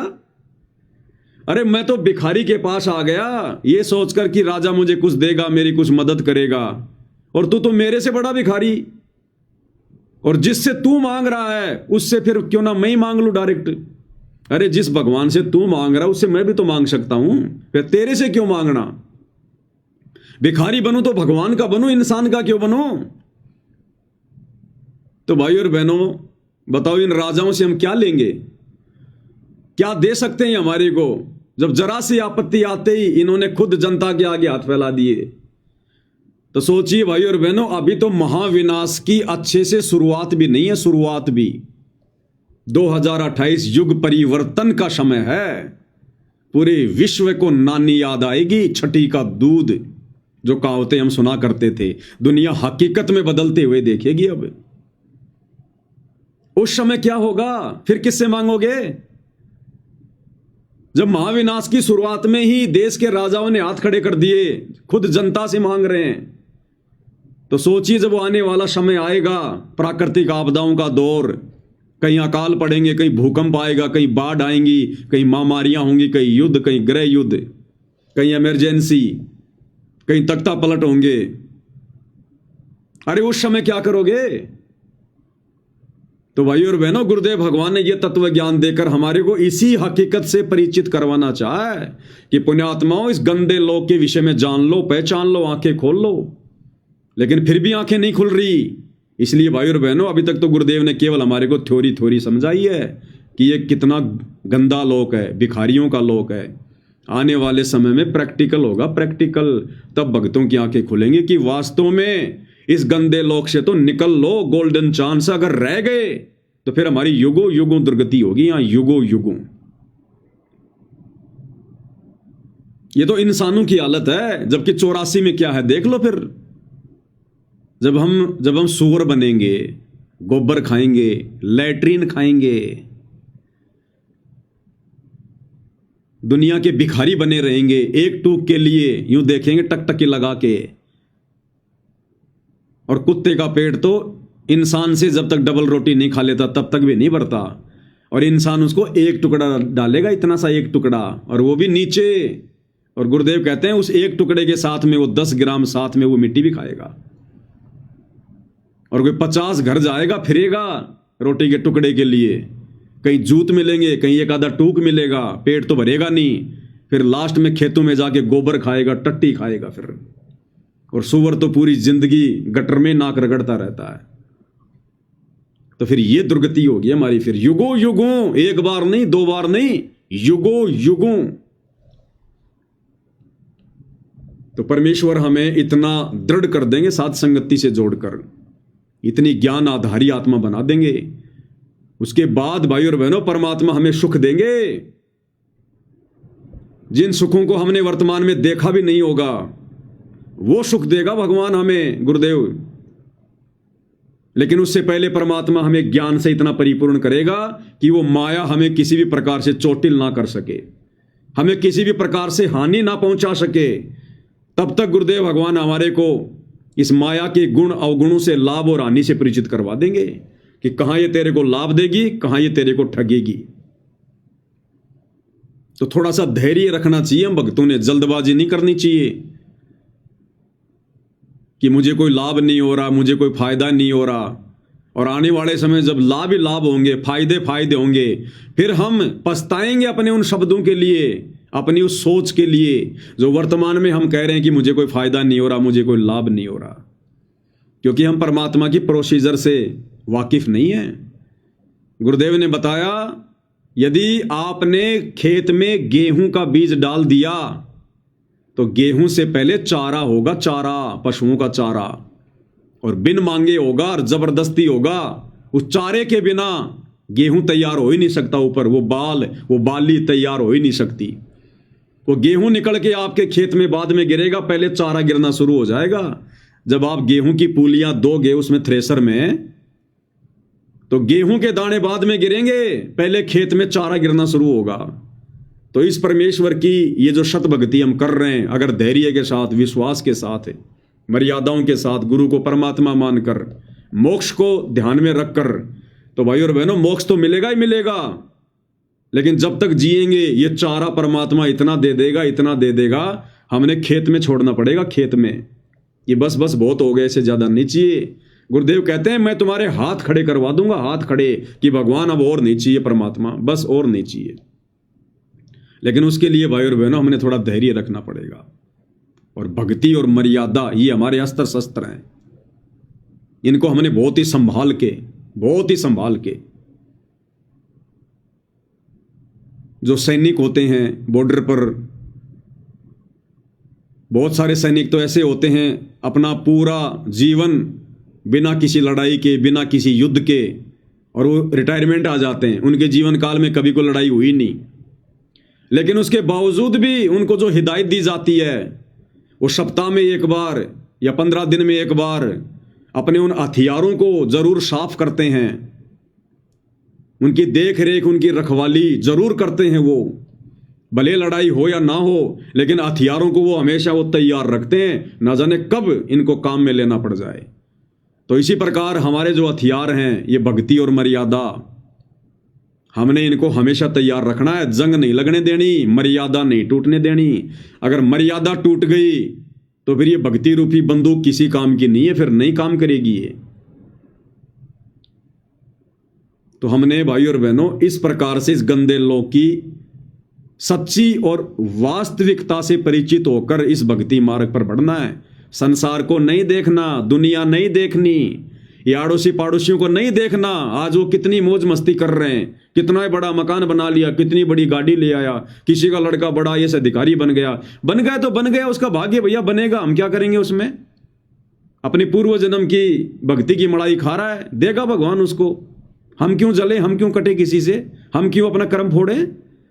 उसने किसी जन्म में भगवान की भक्ति की है, परमात्मा देगा उसको। हमें भी ना जाने किसी किसी जन्म में क्या क्या दिया भगवान ने। तो हमसे जो लोग द्वेष किया करते थे, तो क्या उनके द्वेष करने से भगवान ने कोई कमी छोड़ी? वो तो देगा भगवान। जिन हरि जैसा सुमरिया ताको तैसा लाभ, तो परमात्मा देगा उसको। तो साहेब हकना राक्षसी जब मांगो तब दे, सोया तो निष्फल गया जाग्या सो फल ले। तो इस कदर भाई और बहनों हमने इस सत भक्ति मार्ग पर एक एक कदम फूक फूक के रखना, फूक फूक के। और वही चार बातें भाई और बहनों, इतना सब कुछ ज्ञान होने के बावजूद भी, इतनी मर्यादाएं रखने के बावजूद भी, इस कदर वास्तविकता से परिचित होने के बावजूद भी, यदि हमने वो युगों युगों वाली गलती फिर से कर दी, गुरु को मानुष मानने वाली, हमारी बनी बनाई भक्ति का सत्यानाश हो जाएगा, बनी बनाई भक्ति का। उसके लिए हमने गुरुदेव भगवान के सत्संग रह रहकर सुनने चाहिए, रह रहकर, जब भी दाव लग जाए, जब भी मौका लग जाए। सत्संग से हमने बिल्कुल भी बायकॉट नहीं करना है। हम कितने बिजी हैं, भले चलते चलते सुन लो, काम करते करते सुन लो, लेकिन रोजाना 1 घंटा तो कम से कम परमात्मा दया करें। अब उस 1 घंटे के सत्संग में परमात्मा हमें चार्ज रखेंगे, 1 घंटे के सत्संग में भी। क्योंकि हम चाहे कुछ भी काम करें, और यदि सत्संग चल रहा है तो ना चाहते हुए भी अब गुरुदेव ने हमें साथ संगति से इस कदर तैयार कर दिया, हमारी सुरती, हमारा ध्यान परमेश्वर की वाणी पे रहेगा। आप ट्राई कर लेना, कोशिश कर लेना, जो साथ संगति से जुड़े हुए हैं। क्योंकि परमात्मा ने हमारी वो नसें काट दी हैं, संसार वाली, बकवाद वाली, यार दोस्त वाली, रिश्तेदारों वाली, हंसी मजाक वाली। तो अब हमारा ध्यान काम करते करते भी और परमेश्वर की वाणियों में रहेगा, परमेश्वर की वाणियों में। क्योंकि अब हम बड़े ध्यान से, बड़े गौर से सत्संगों को सुनते हैं, और जैसे कोई पॉइंट आएगा तुरंत हम यूं कान कर लेंगे नजदीक कि परमात्मा जी क्या कहना चाह रहे हैं, क्या कुछ विशेष बात कह रहे हैं। तो 1 घंटे का सत्संग भी जो हम ध्यान से सुन रहे हैं, हमारी आत्मा को बिल्कुल तरोताजा रखेगा, तरोताजा। और सुमरण भी फिर हम उसी हिसाब से करेंगे, क्योंकि हम गुरु को परमात्मा मानकर हम सुमरण करेंगे। मर्यादा हम कोई तोड़ नहीं रहे। मोक्ष के अलावा दूसरा हमारा कोई टारगेट नहीं है, राजा महाराजा बनने का, राजनेता बनने का, कोई बहुत बड़ा कोई सेठ धनी व्यापारी बनने का। लड़ाई झगड़ा, राग द्वेष, ईर्ष्या हमारी फितरत में नहीं। अब तो जितना हम सुमरण करेंगे वो हमारी आत्मा को तरोताजा रखेगा, तरोताजा। तो अब हमने वो युगों युगों वाली गलती बिल्कुल भी नहीं होने देनी है। ये दुनिया चाहे लाख कहे, ये भगत चाहे लाख कहें कि तुम कैसे कह सकते हो कि सतगुरु रामपाल जी स्वयंभू हैं, ये प्रकट हुए हैं। क्योंकि अपने ही गुरु भाई बहन, संगत में कुसंगत होती है, संगत में कुसंगत। अरे जगत वालों को तो पता ही नहीं हमारे क्या नियम है, क्या मर्यादा है, क्या ये ज्ञान है, क्या ये सौदा है, क्या सतलोक है। तो वो बेचारे क्या कहेंगे, कुछ नहीं कर सकते। वो तो केवल इतना कह सकते हैं कि तू पागल हो गया, बाबा रामपाल के चक्कर में आ गया, तू पहले वाला नहीं रहा। बस ये 3 बातें उनके पास है। लेकिन यदि हमारे मन में कोई शंका पैदा करेगा तो काल केवल संगत में जो कुसंगत होती है, जो नकली भगत होते हैं, उनके माध्यम से, क्योंकि वो थोड़ा बहुत सत्संग सुनने के चलते जानते हैं अटपट, तो वो हमारे अंदर शंका पैदा करेंगे काल प्रेरणा से, क्योंकि उनको ये अच्छा नहीं लगेगा कि ये गुरु जी को भगवान क्यों कह रहा है, ये गुरु जी को प्रकट हुआ क्यों मानता है। वही लोग हमारे अंदर शंका के बीज बोने की कुचेष्टा करेंगे काल प्रेरणा से। तो भाइयों और बहनों, हमने आदरणीय गरीबदास जी के जीवन को, उनकी जीवन लीला को अपनी आंखों के सामने रखना है। ये आदरणीय गरीबदास जी की जो जीवन लीला है ना, एक ऐसा उदाहरण है जो आप और हमें दृढ़ करेगा। बाकी तो दास समय समय पर खुलासा जो है करता आया है, लेकिन बहुत सारी नई नई चीजें जो निकल निकल के सामने आती हैं, यही रजा होती है गुरुदेव भगवान की। जो रहस्य होते हैं अध्यात्म के, जो बातें हमारे दिलो दिमाग में भी नहीं होती, हमारे आसपास भी नहीं होती हैं, साथ संगति के माध्यम से परमात्मा उन्हीं पॉइंटों को लेके आते हैं। तो जिस प्रकार आदरणीय गरीबदास जी 12वें पंथ के प्रवर्तक थे, और ये 12 पंथ किसने चलाए? काल ने। काल ने 12 पंथ चलाए। इसने परमात्मा से कहा था कि जाओ तुम अपना एक पंथ चलाओगे, मैं 12 पंथ चलाऊंगा तेरे कबीर नाम से। इसलिए तो गुरुदेव भगवान ने कहा कि 12वें पंथ की जो आत्माएं हैं वो ना तो भक्ति को समझ पाएंगी ना भगवान को समझ पाएंगी। 12 पंथ काल फुरमाना और भूले जीव न पावे ठिकाना। ये 12 पंथ हमी को ध्यावें और ये अस्थिर घर का मर्म न पावें। कबीर भगवान कहते हैं कि ये 12 पंथ, ये कबीर कबीर का गाएंगे गुण, लेकिन इनके पास में कबीर की भक्ति की छींट भी नहीं होगी। और 12 पंथों के जो भगत होंगे, जो पंथी होंगे, वो काल के मुंह में रहेंगे, काल के मुंह में। 12वें पंथ नाम जो लेही हमरे मुख में आन समोई। कौन कहता है? काल। कि 12 पंथ नाम जो लेही, यानी 12 पंथों तक जो व्यक्ति उपदेश लेगा, जो गरीबदास जी के भगत हैं, वो भी काल के मुख में रहेंगे, काल के मुख में।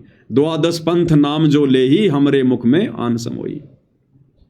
तो 12 पंथ भाइयों और बहनों किसने चलाए? काल ने। अब विचार करो भाइयों और बहनों,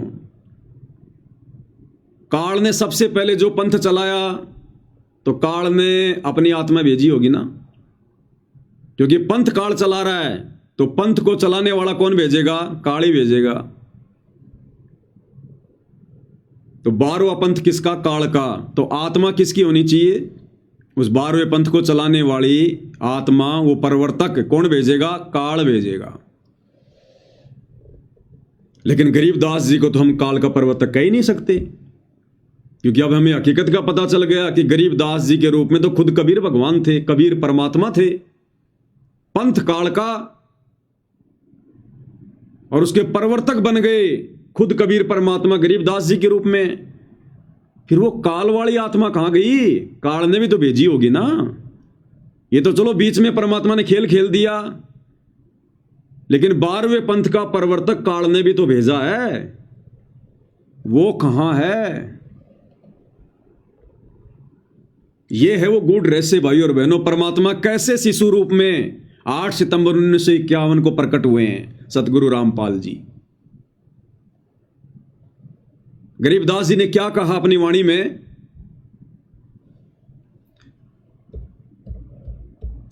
गरीबदास जी ने क्या कहा कि भाई ना तो कबीर जी मां से उत्पन्न हुए और ना हम मां के गर्भ में आए। इस पॉइंट को ध्यान रखना भाइयों और बहनों। सतगुरुदेव भगवान अपने मुख कमल से आदरणीय गरीबदास जी के विषय में बता रहे हैं, और क्या कह रहे हैं कि गरीबदास जी यहां कह रहे हैं कि ना तो कबीर जी मां से उत्पन्न हुए और भाई ना हम मां के गर्भ में आए। ध्यान से सुनिएगा। गरीबदास जी के कबीर साहब मां का पैदा नहीं हुए थे और ना हम गर्भ में आए भाई। शब्द स्वरूपी रूप हम। क्लियर? क्या कह रहे हैं परमात्मा गरीबदास जी के विषय में? कि गरीबदास जी कह रहे हैं कि ना तो कबीर साहिब मां से उत्पन्न हुए और भाई ना हम गर्भ में आए। तो गरीबदास जी अगर मां के गर्भ से उत्पन्न नहीं हुए, फिर कैसे उत्पन्न हुए? यही वो पॉइंट है जो हमें दृढ़ करेगा कि इसी विधि से वर्तमान में सतगुरु रामपाल जी, ये कबीर भगवान फिर से आए हैं। जिस विधि से गरीबदास जी आए हैं, किस विधि से आए हैं? 12वां पंथ काल का। आत्मा तो काल ने भेजनी थी और उसने भेजी भी। गरीबदास जी की जो मुंह बोली माता जी थी रानी देवी जी को जो गर्भ था 9 महीने, उस गर्भ में काल की आत्मा थी, काल की आत्मा। और उस आत्मा ने रानी देवी के गर्भ से जन्म भी लिया, उसने जन्म भी लिया। लेकिन समर्थ सतगुरुदेव भगवान ने स्वयं 12वें पंथ का प्रवर्तक बनना था, अपने ज्ञान का उजियारा करना था। तो जैसे ही रानी मां के गर्भ से वो काल के द्वारा भेजी गई 12वें पंथ को चलाने वाली आत्मा उत्पन्न हुई, गर्भ से बाहर आई, उस समय ये परमात्मा बेहोश कर देते हैं, निंद्रा में, गहरी निंद्रा में सुला देते हैं उस आत्मा को जो मां की भूमिका में होती है। और जो काल के द्वारा भेजी गई जो आत्मा आई थी, जो मां के गर्भ से वो जन्म लेकर, उसको परमेश्वर गौण कर देते हैं। ये तो सेकंडों का काम है भगवान का, चुटकियों का काम है परमात्मा को। उस आत्मा को परमात्मा गायब कर देते हैं। जैसे इब्राहिम सुल्तान जंगल में शिकार खेलने गया और पानी की भयंकर प्यास लग गई, हिरण के पीछे दौड़ लिया, मरने को हो गया। फिर उसने देखा कि एक बहुत सुंदर बाग है, बढ़िया तालाब में पानी है, एक बाबा जी है, 3 जो है कुत्ते लेके बैठा हुआ है। उसने आम अंगूर खाए, सेब संतरे खाए, पानी पिया, घोड़े को खिलाया पिलाया, बाबा जी से बात करी। अंत में जब बाबा जी ने कहा कि नालायक भक्ति कर ले, ये तेरे बाप दादा हैं ये कुत्ते, इनको खिलाऊंगा मैं हलवा, दे उनके साकड़ की। और अब जो इब्राहिम सुल्तान है बलक बुखारे का बादशाह, वो भी मरने के बाद में कुत्ता बनेगा। ये जो बेल है ना तीसरी, उसको बांधूंगा। तो ये सुनकर इब्राहिम के पसीने आ गए, उसके चरणों में गिर गया नीचे, क्षमा करो परवरदिगार, क्षमा करो। 2 मिनट बाद में जब उठा तो देखा वहां तो कुछ नहीं, सब गायब।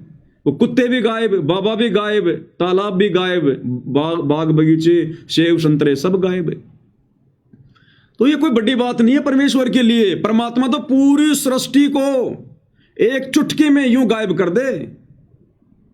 अपने नाखून के ऊपर परमात्मा पूरी सृष्टि को ठहरा दे, नाखून पे जाके आधे बाल के ऊपर शकल पसारा, ऐसे पूर्ण ब्रह्म हमारा। तो ये परम शक्ति है सतगुरु रामपाल जी, कबीर भगवान।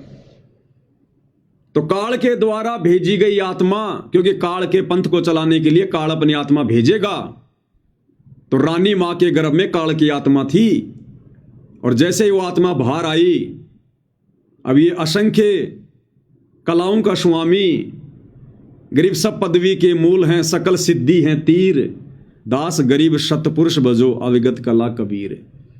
इनके पास तो पराशक्ति है, पराशक्ति जो 8 सिद्धि 9 निधि 24 सिद्धियों की जो स्वामी है, जननी है, पराशक्ति पूर्ण पटरानी, शतलोक की कहूं निशानी। जिस पराशक्ति से परमात्मा ने पूरी सृष्टि को रचा।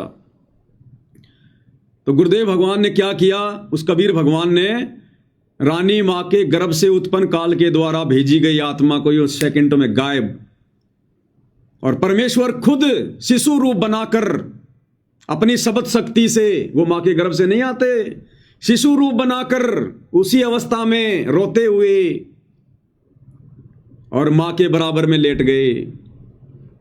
किसी को नहीं पता, भगवान ने आप और हमारी यानी इंसानों की चरम दृष्टि को भी धोखा दे दिया। कौन उत्पन्न हुआ था और कौन आ गया, काल की चरम दृष्टि को भी धोखा।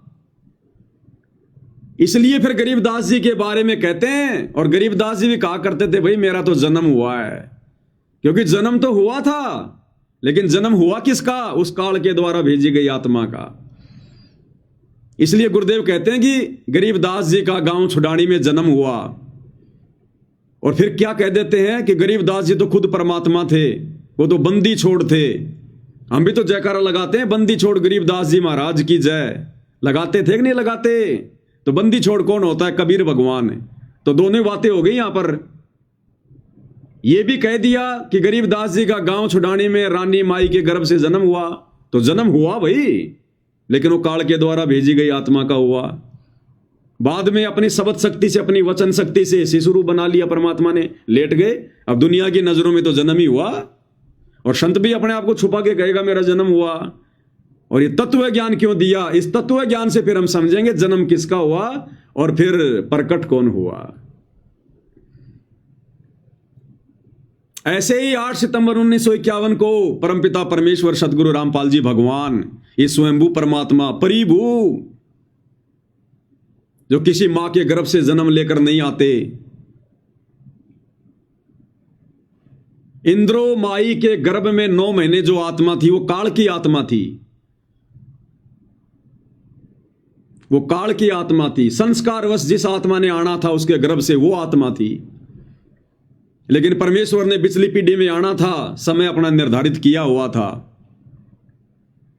और जैसे इंद्रो माई के गर्भ से वो आत्मा बाहर आई, उस आत्मा ने जन्म लिया, उसी समय सेम टू सेम लीला कबीर परमेश्वर जी ने अपनी वचन शक्ति से, शब्द शक्ति से अपना शिशु रूप बनाया, उस आत्मा को गायब कर दिया और अपनी मुंह बोली माता के बराबर में लेट गए जैसे भी थे।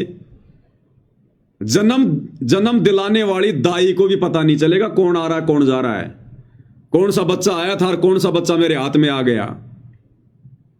ये परमात्मा ऐसा ही खेल खेलता है। इसकी समर्थता को भाई और बहनों कोई जान नहीं सकता। नामा और रैदास रसीला कोई न जाने अवगत की लीला। उस दाई को भी नहीं पता चला होगा जिसने बच्चा पैदा करवाया होगा, क्योंकि उस समय तो जो दाई होती थी, गांव की जो बूढ़ी औरतें होती थी, जिनको थोड़ा बहुत बच्चे पैदा करवाने का अनुभव होता था, वही बच्चे पैदा करवाया करती थी, हॉस्पिटल में नहीं जाया करते थे। उसको दाई कहते थे जो बच्चा पैदा करवाती थी। उसको भी नहीं पता चला, उसकी आंखों के सामने परमात्मा चेंज हो गए, बदल गए, वचन शक्ति से अपना सेम टू सेम रूप बना लिया, उस काल की आत्मा को फुर गायब। कैसे? जिस प्रकार गुरुदेव ने बताया कि उनका एक भगत था जो 7 कोस ऊंचे पहाड़ पर रहा करता था। भक्ति के लिए जाते थे पहले ये पहाड़ों के ऊपर, ताकि हमें कोई डिस्टर्ब ना करे, शांति में एकांत में अपना भजन करें, इसलिए जाते थे पहाड़ों में, जंगलों में, गुफाओं में, और पीछे पीछे इनके भगवान भटकता रहता। फिर तो एक दिन वो बीमार पड़ गया और ऊपर एक तालाब था। अब वो बीमार पड़ गया और उसकी आदत थी हाथ मुंह वगैरह धो के अपनी जो भक्ति क्रिया वो किया करता था। इतना बीमार हो गया उससे खटिया से नीचे भी नहीं उतरा गया कि अब क्या करूं। नीचे तालाब पे आता था वो हाथ मुंह धोने, पहाड़ के नीचे वो तालाब पे आता था हाथ मुंह धोने के लिए, वहीं होगा कहीं आसपास थोड़ा बहुत। इतना बीमार हो गया उसकी उठने की भी हिम्मत नहीं हुई, और उसने मन ही मन में सोचा कि ये भगवान, आज तो मेरी भक्ति क्रिया अधूरी रहेगी। यानी उसने भक्ति के लिए उसने चिंता व्यक्त की, भक्ति के लिए, कि आज यदि मैंने हाथ मुंह नहीं धोया तो आज मैं भक्ति क्रिया, आज मैं वो कैसे करूंगा, शुद्धता कहां रहेगी। उसकी इस चिंता को देखकर परमात्मा ने पूरी पृथ्वी पर इतनी भयंकर बारिश कर दी, इतनी भयंकर बारिश करी, पूरी सृष्टि को डुबो दिया भगवान ने। चाहते तो परमात्मा एक कटोरा जल का उसके पास रख देते, लेकिन समर्थ अपनी समर्थता को दिखाता है। परमेश्वर ने पूरी पृथ्वी पर भयंकर मूसलाधार बारिश कर दी, पूरी पृथ्वी डूब गई, खेत खलिहान मकान सब, जीव जंतु पशु पक्षी स्त्री पुरुष सब डूब गए, पूरी सृष्टि नष्ट कर दी भगवान ने। और धीरे धीरे बरसात इतनी भयंकर हुई, कहीं बादल फट रहे हैं, कहीं बाढ़ आ रही है भयंकर। 7 कोस ऊंचे पहाड़ पर पानी चढ़ गया, और जब उसने देखा नीचे की तरफ, ये भगवान पूरी सृष्टि डुबो दी आपने मेरे लिए।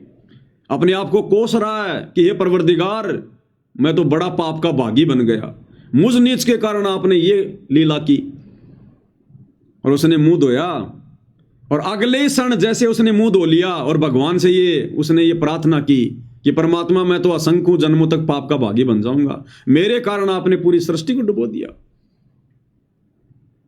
तुरंत परमात्मा ने ऐसा कर दिया कि जैसे बरसात हुई ही नहीं।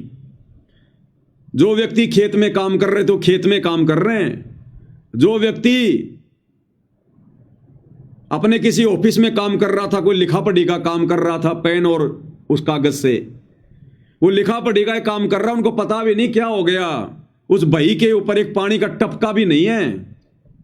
उनको पता ही नहीं चला कि पूरा संसार डूब गया था, सब मर गए थे, बाढ़ आ गई थी। वो तो अपना काम कर रहे थे और भगवान ने लीला कर दी। ऐसे ही बच्चा उत्पन्न करवाने वाली उस औरत को भी नहीं पता चलता कि तेरे हाथ में कौन सा बच्चा आया था, कौन सा चला गया और फिर कौन सा आ गया। ऐसी लीला करता ये भगवान। भाई और बहनों, साहिब से सब होत है, बंदे से कुछ नाई, और राई से पर्वत कर दे, फिर पर्वत से राई। मोला जल से थल करे। उसके बाद परमात्मा ने वाणी कही कि मोला जल से थल करे और थल से जल कर देत, और साहिब तेरी साहिबी श्याम कहूं के सवेत। ये परमेश्वर तेरी महिमा को मैं क्या कहूं, क्या नाम दूं, शब्द नहीं है। तो इस प्रकार से 8 सितंबर 1951 को इंद्रोमाई की कोख से जो काल की आत्मा आई थी, कबीर भगवान ने, सतगुरु रामपाल जी ने उस आत्मा को गायब कर दिया और स्वयं अपनी वचन शक्ति से, शब्द शक्ति से वैसा ही रूप बनाकर, शिशु रूप बनाकर, या तो दाई के हाथ में या फिर बराबर में लेट गए और कुछ नहीं पता चला कि कौन सा बच्चा क्या है, कौन सा बच्चा क्या नहीं है। इसलिए गुरुदेव भगवान ने अपने आप को छुपाते हुए कहते हैं, स्वयं कबीर भगवान स्वयंभू होते हुए, इस दास का जन्म किसान परिवार में हुआ, इस दास का जन्म किसान परिवार में हुआ। भाई जन्म हुआ है, लेकिन हुआ किसका? शिशु का। कौन शिशु? जो काल ने आत्मा भेजी थी। और फिर गुरुदेव कहते हैं आपने इस दास को परमात्मा मानना पड़ेगा। भैया परमात्मा जब मानेंगे जब आप में परमात्मा के गुण होंगे। परमात्मा उसको माना जाता जिसमें परमात्मा के गुण होते हैं, और परमात्मा का गुण है वो कभी मां के गर्भ से जन्म नहीं लेता, वो प्रकट होता है, स्वयंभू है। इसलिए हम सत्सेवक भाई बहनों को गुरुदेव के आशीर्वाद से आज ये भेद समझ में आ रहे हैं। इसलिए हमारी आत्मा ने मान लिया, हमारे हृदय ने मान लिया कि परमेश्वर रामपाल जी का जन्म नहीं हुआ, ये स्वयंभू परमात्मा है, ये लीला चाहे कुछ भी करे। इसलिए हम 8 सितंबर से अपने गुरुदेव भगवान को परमात्मा मान रहे हैं, स्वयंभू। इनका जन्म नहीं हुआ, ये कोई कबीर जी की आत्मा वात्मा नहीं है, कोई संदेश वाक नहीं है, ये स्वयं सारी सृष्टि के पालक हैं। ये जो मर्जी लीला कर लें, कौन जाने इनकी लीला को। इनसे बढ़कर लीलाधर है कोई संसार में? तो ऐसे परमेश्वर खेल खेलते हैं भाई और बहनों। इसलिए हम भगत भाई बहनों ने, चाहे हमारे खुद के भगत भाई बहन कितना क्यों ना चीखें, कितना क्यों ना चिल्लाएं, हमने 650 साल पहले वाली गलती नहीं करनी है। उस समय के उन पंडितों ने, उन विद्वानों ने हमारे को जो बहका दिया कि कबीर जी अनपढ़ है, कबीर जी अनपढ़ है, और हमने मान लिया कि हां कबीर जी अनपढ़ है। ऐसे ही वर्तमान में ये लोग कह रहे हैं, हमारे ही ये गुरु भाई, ये कोऑर्डिनेटर गुरु का परिवार, कि गुरु जी का जन्म हुआ है, गुरु जी का जन्म हुआ है। अब हम नहीं मान सकते भाई, एक बार धोखा खा गए, दोबारा धोखा नहीं खाएंगे। अब पिछली बार तो उसको अनपढ़ कह के रिजेक्ट करवा दिया, अब की बार तुम उसको जन्म लिया मान कर रिजेक्ट करवाओगे। अब की बार हम धोखा नहीं खाएंगे। साध संगत से समझ है आया, हम अब नहीं धोखा खाएंगे। चलो चलो रे भगतो, साध संगत में गुरु जी को भोग लगाएंगे। ये परमात्मा ने 2-2.5 साल पहले लिखवा दिया, जब दास हिसार जेल में बैठा हुआ था, कि साध संगत से भेद है पाया, सतगुरु रामपाल जी ने सफल बनाया, जो लिखवाया परमात्मा ने। तो ये ना सोचना कि ये पवन दास ने लिखे भाई और बहनों ये शब्द। मुझे मेरी औकात का अच्छे से पता है, नाम भी ढंग से लिखना नहीं आता, तो ये परमेश्वर ने लिखाए हैं। तो इसमें क्या लिखवाया परमात्मा ने?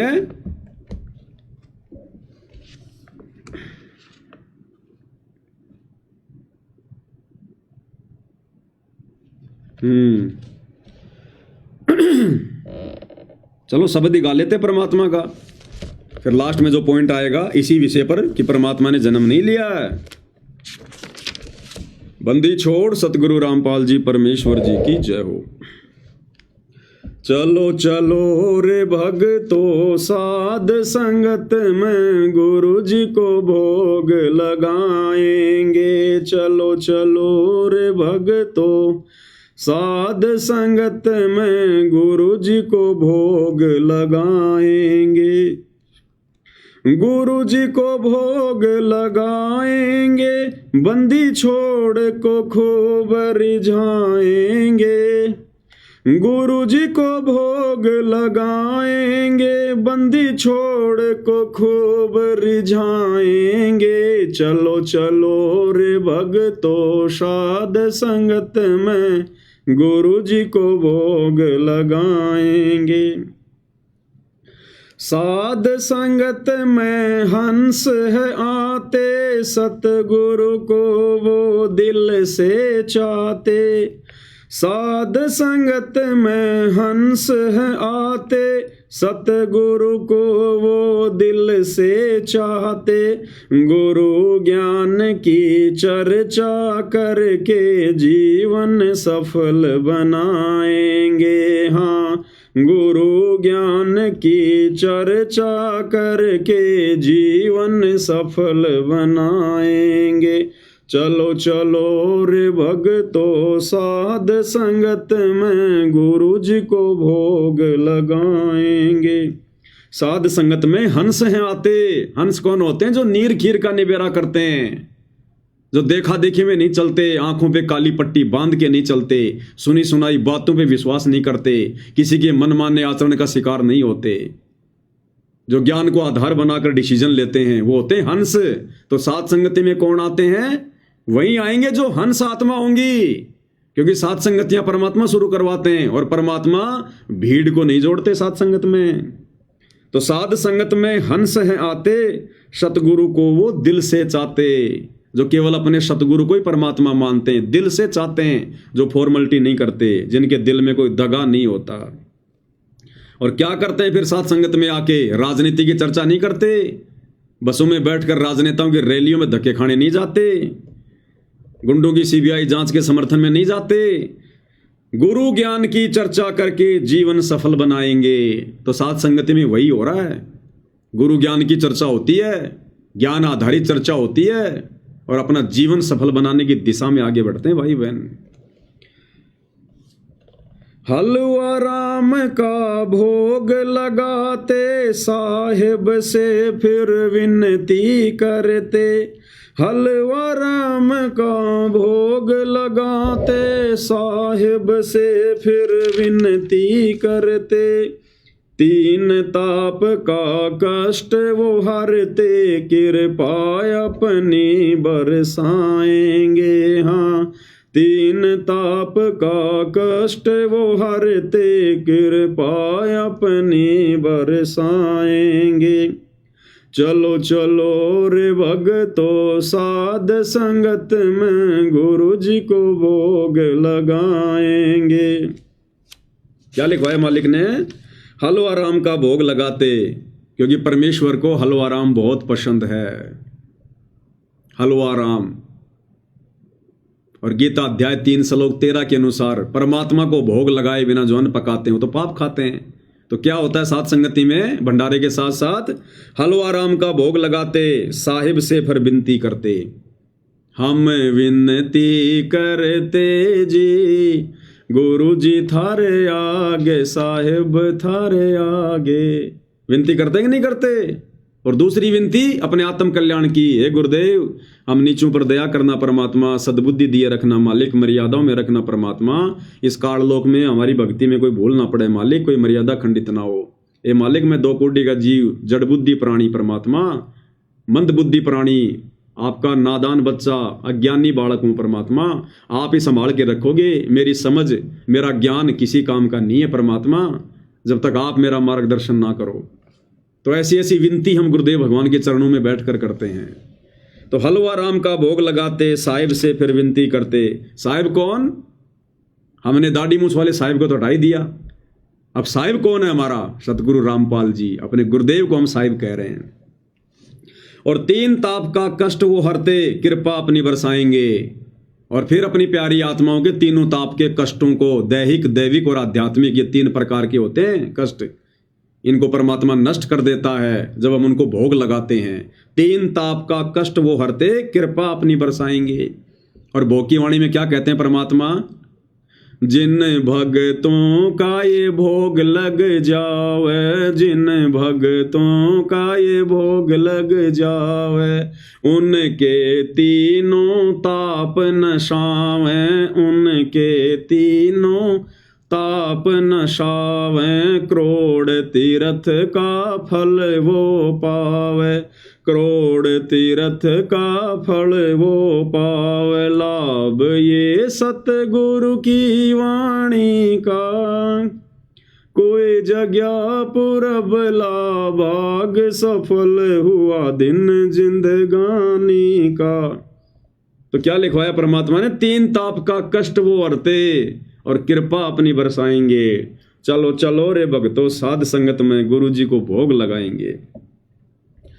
साध संगत से मर्म है पाया, गुरु गोविंद का भेद मिटाया, साध संगत से मर्म है पाया, गुरु गोविंद का भेद मिटाया, 8 सितंबर पर कट वो हाया, हम सतगुरु दिवस मनाएंगे। हाँ, 8 सितंबर पर कट हो आया, हम सतगुरु दिवस मनाएंगे।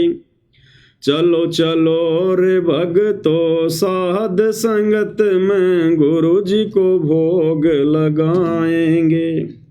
साध संगत से मर्म है पाया और गुरु गोविंद का भेद मिटाया। तो गुरुदेव भगवान ने साध संगतियां शुरू करवा कर ही तो इस गूढ़ रहस्य से हमें परिचित करवाया। गुरु और गोविंद के बीच की जो लाइन थी, जो खाई थी, हमने समाप्त कर दी।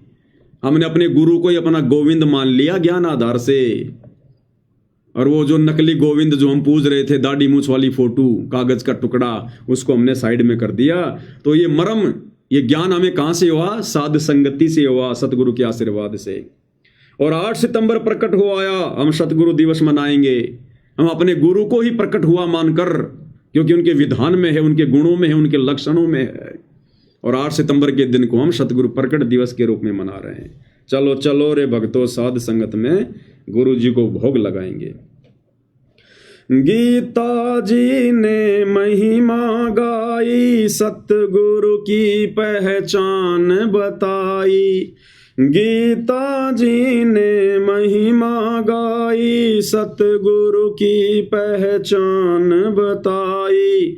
साध संगत से समझ है आई, हम अब नहीं धोखा खाएंगे। हाँ, साध संगत से समझ है आई, हम अब नहीं धोखा खाएंगे।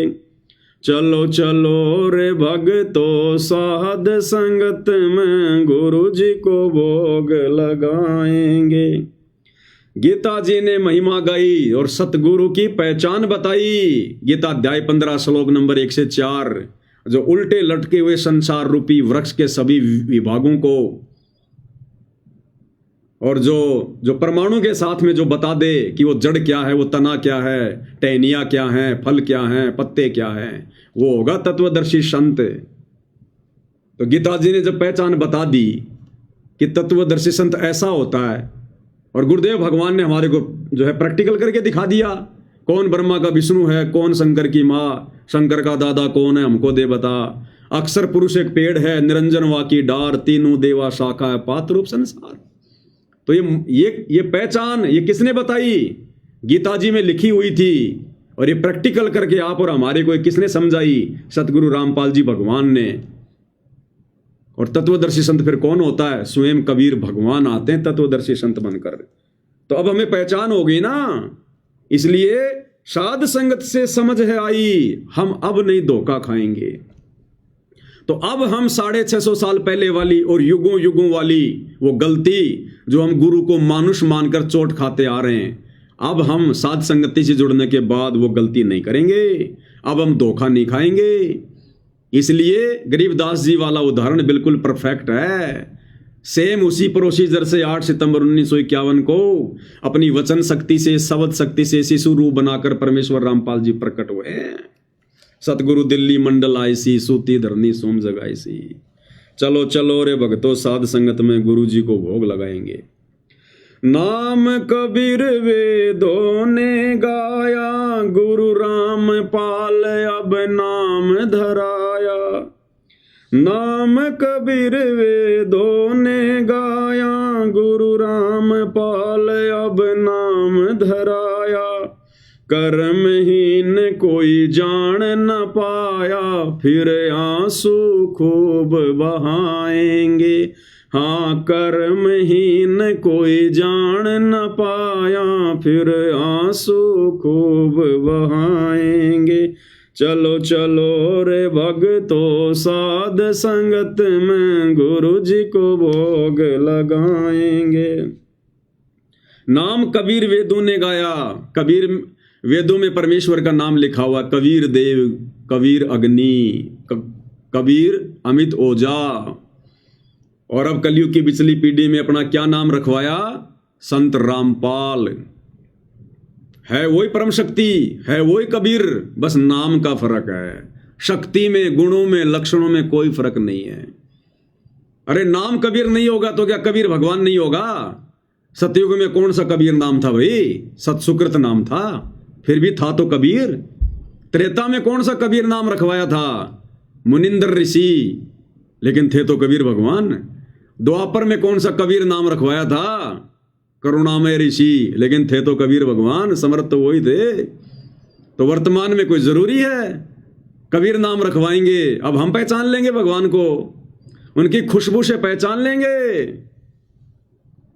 एक फिल्म देखा करते थे पहले हम, जीत, सन्नी देओल की, सलमान खान की, करिश्मा कपूर की। उसमें गाना आता था, वो जो हीरो है ना, हीरो सन्नी देओल, वो गाना गाता था उस करिश्मा कपूर के लिए कि तू धरती पर चाहे जहां भी रहे, तेरी खुशबू से तुझको पहचान लूंगा। तो जब बताओ, ये बॉलीवुड वाले एक्टर हैं जिनके नाकों के अंदर रीट भरा होता है, गंदगी भरी होती है, इंसान से ज्यादा सूंघने की शक्ति तो जो है कुत्ते की होती है। और जब ये बॉलीवुड वाले कह रहे हैं कि तू धरती पे चाहे कहीं भी रहे, मैं तेरी खुशबू से पहचान लूंगा तेरे को, अपनी उस प्रेमिका को, वो प्रेमी भी मरेगा, वो प्रेमिका भी मरेगी, दोनों नश्वर। तो भाई और बहनों, हम आत्मा अमर और हमारा परमात्मा अमर जो धरती पर आ चुका है, तो क्या अब उनके द्वारा दिए गए ज्ञान से हम नहीं पहचान पाएंगे अपने भगवान को? तो अब वो भगवान चाहे किसी भी नाम से क्यों ना आए, धरती के किसी भी कोने पर क्यों ना आए, अब हम अपने गुरुदेव भगवान को इस तत्व ज्ञान रूपी इस खुशबू से पहचान लेंगे कि हाँ, ये तो वही मेरा भगवान है, मेरा परमात्मा है, मेरा पति परमेश्वर है, जो 650 साल पहले मैंने अपनी गलती से इसको छोड़ दिया था, मानुष मानकर, गुरु मानकर।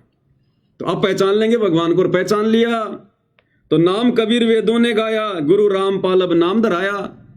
और परमात्मा ने खुशबू छोड़ दी 650 साल पहले। भाई जल्दी ले ले नाम गुरु का, तुझे मनुष्य जन्म मिल जावेगा। रामपाल तेरा सतगुरु आके, तन फिर भक्ति दर डावेगा।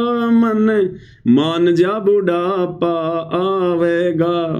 तो ये खुशबू छोड़ दी भगवान ने 650 साल पहले कि आगे चलकर मैं रामपाल नाम से आऊंगा। तो पहचान लिया ना मैंने अब। तो बताओ फिर कहां दिक्कत आ गई? नाम कबीर वेदों ने गाया, गुरु रामपाल अब नाम धराया। और कर्महीन कोई जान ना पाया, फिर आंसू खूब आएंगे। कर्महीन कौन? ये संसार वाले नहीं, जगत वाले नहीं। अरे उपदेश लेने के बाद भी जो संगत वाले, जो अपने गुरु को मानुष मान रहे हैं, मां के गर्भ से जन्म लिया हुआ मान रहे हैं, वो है मुख्य, वो कर्महीन। जो सतगुरु के संगत में आकर भी, संगत की सतगुरु के चरणों में आकर भी, उपदेश लेकर भी, तत्व ज्ञान सुनकर भी जो अपने गुरु को नहीं पहचान पा रहे, वो है रियल में वो कर्महीन प्राणी। सकल पदार्थ है जगमाही, और कर्महीन जो है कोई जान ना पाई। तो कर्महीन कोई जान ना पाया, फिर आंसू खूब आएंगे। और सतगुरु के यहां से जाने के बाद में फिर गुरु जी कहते हैं ना, मेरे जाने के बाद में फिर मेरी मंडी पूजेंगे, मंडी मेले भरेंगे, फिर क्या मिलेगा? यहाँ टट्टू मिलेगा। तो फिर आंसू बहाएंगे, फिर रोने के अलावा कुछ भी हाथ नहीं लगेगा। फिर चलो चलो रे भक्तों साध संगत में, गुरु जी को भोग लगाएंगे। तो ऐसी लीला करते हैं भाई और बहनों। इसलिए अब हम ये धोखा नहीं खाएंगे। परमेश्वर ने सात संगतियां इसीलिए शुरू करवाई है अब हमने पहचान लिया अपने भगवान को, अपने परमात्मा को, हमने उनकी खुशबू पहचान ली है। अब ये खुशबू भाई हम कहीं बैठकर भी सूंघ लेंगे, अपने परवरदिगार को पहचान लेंगे। अब हम धोखा नहीं खाएंगे, जो धोखा हम युगों युगों से खाते आ रहे हैं। तो संगत वाले चाहे कितना जोर लगा लो, जगत वाले चाहे कितना जोर लगा लो, ये सूक्ष्म रूप में काल भगवान आके कितना जोर लगा लो, अपने एजेंटों से कितना जोर लगवा लो, कितना डराओ, कितना धमकाओ, कितना मार पिटाई करो, कुछ भी करो, जब हमारा भगवान गुरु रूप में आकर और हम नीचों को दुनिया भर की मार खा खाकर जेल में बैठ बैठ कर यातना सहन कर करके भी नहीं भूल रहा, हमारे आत्म कल्याण के लिए दिन रात वो चिंतित है, तो हम नीचों का तो सबसे बड़ा स्वार्थ है आत्म कल्याण का। फिर हम छोटे मोटे दुखों में इन कष्टों को इनको प्राप्त करके हम अपने भगवान को कैसे भूल जाएंगे, हम कैसे छोड़ देंगे उनको? कतई नहीं छोड़ सकते। अब ये फाइनल गेम है, फाइनल गेम, ये मौका फिर बार बार नहीं मिलेगा, बार बार। तो भाई और बहनों, परमेश्वर की महिमा तो बहुत अथाह है। सात समुद्र की मसी करूं, लेखनी करूं बन राय, धरती का कागज करूं, गुरगुण लिखा न जाए। लेकिन आप और हम दो कोटि के जीव हैं भाई और बहनों। परमेश्वर की महिमा के साथ साथ भक्ति भी बहुत ज़्यादा मायने रखेगी, क्योंकि जब तक दिन में कम से कम 2 घंटे सुमरण नहीं होंगे, कम से कम 1 घंटे सतनाम का या 1.5 घंटे सतनाम का और आधा घंटा प्रथम नाम का और तीनों समय की आरतियाँ, जब तक ये हमारी भक्ति वाली खुराक भी हम बराबर नहीं खाएंगे, तो ये अकेला ज्ञान और समझ भी ज़्यादा लंबा नहीं चल पाएगी। इसलिए हमने भक्ति को बराबर रखना है, तभी हमारी बात बनेगी। तो सुमरण और भक्ति भी बहुत ज़रूरी है, हमारी मर्यादा भी बहुत ज़रूरी है। परमात्मा कहते हैं गाड़ी के चारों टायर जब तक ओके नहीं होंगे, गाड़ी चाहे 1 करोड़ की है, वो ढंग से नहीं चलेगी। चारों टायर बिल्कुल ओके होने चाहिए। टायर की कीमत ज़्यादा नहीं होती गाड़ी की तुलना में। टायर तो कोई 20-25 हज़ार का होता होगा और गाड़ी 1 करोड़ की। अगर वो एक टायर अगर पंचर है, वो 1 करोड़ की गाड़ी भी यूं चलेगी सांप की तरह, मंजिल पर नहीं पहुंचाएगी। तो इसी प्रकार मान लो हमने महिमा कर ली और भक्ति हमारी बनी नहीं, मर्यादा हमने तोड़ दी, सुमरण पूरा हमारा हुआ नहीं, तो भी हमारी भक्ति रूपी गाड़ी सांप की तरह चलेगी, टेढ़ी मेढ़ी। इसलिए हमने चारों टायरों को बिल्कुल ओके रखना है। महिमा भी हमने बराबर करनी है, मर्यादा भी बराबर रखनी है, सुमरण भी बराबर करना है, आरती भी बराबर करनी है, 5 यज्ञ भी हमने बराबर करने हैं। नेक नीति ईमानदारी से बिल्कुल और धैर्य के साथ में भक्ति मार्ग पर अपने गुरुदेव भगवान को अपना परम सहारा मानकर, रूठो जग सारा रूठे ना परमेश्वर हमारा, इन्हीं का है परम सहारा। तो पूज्य गुरुदेव भगवान के आशीर्वाद से सतगुरु महिमा में आज केवल इतना ही। कल परमेश्वर फिर मौका देंगे, फिर उनकी खिदमत में हाजिर होंगे। तब तक गुरुदेव भगवान हम सभी भाई बहनों को सद्बुद्धि दे, मार्गदर्शन करे, आशीर्वाद दे। बंदी छोड़ सतगुरु रामपाल जी परमेश्वर जी की जय हो।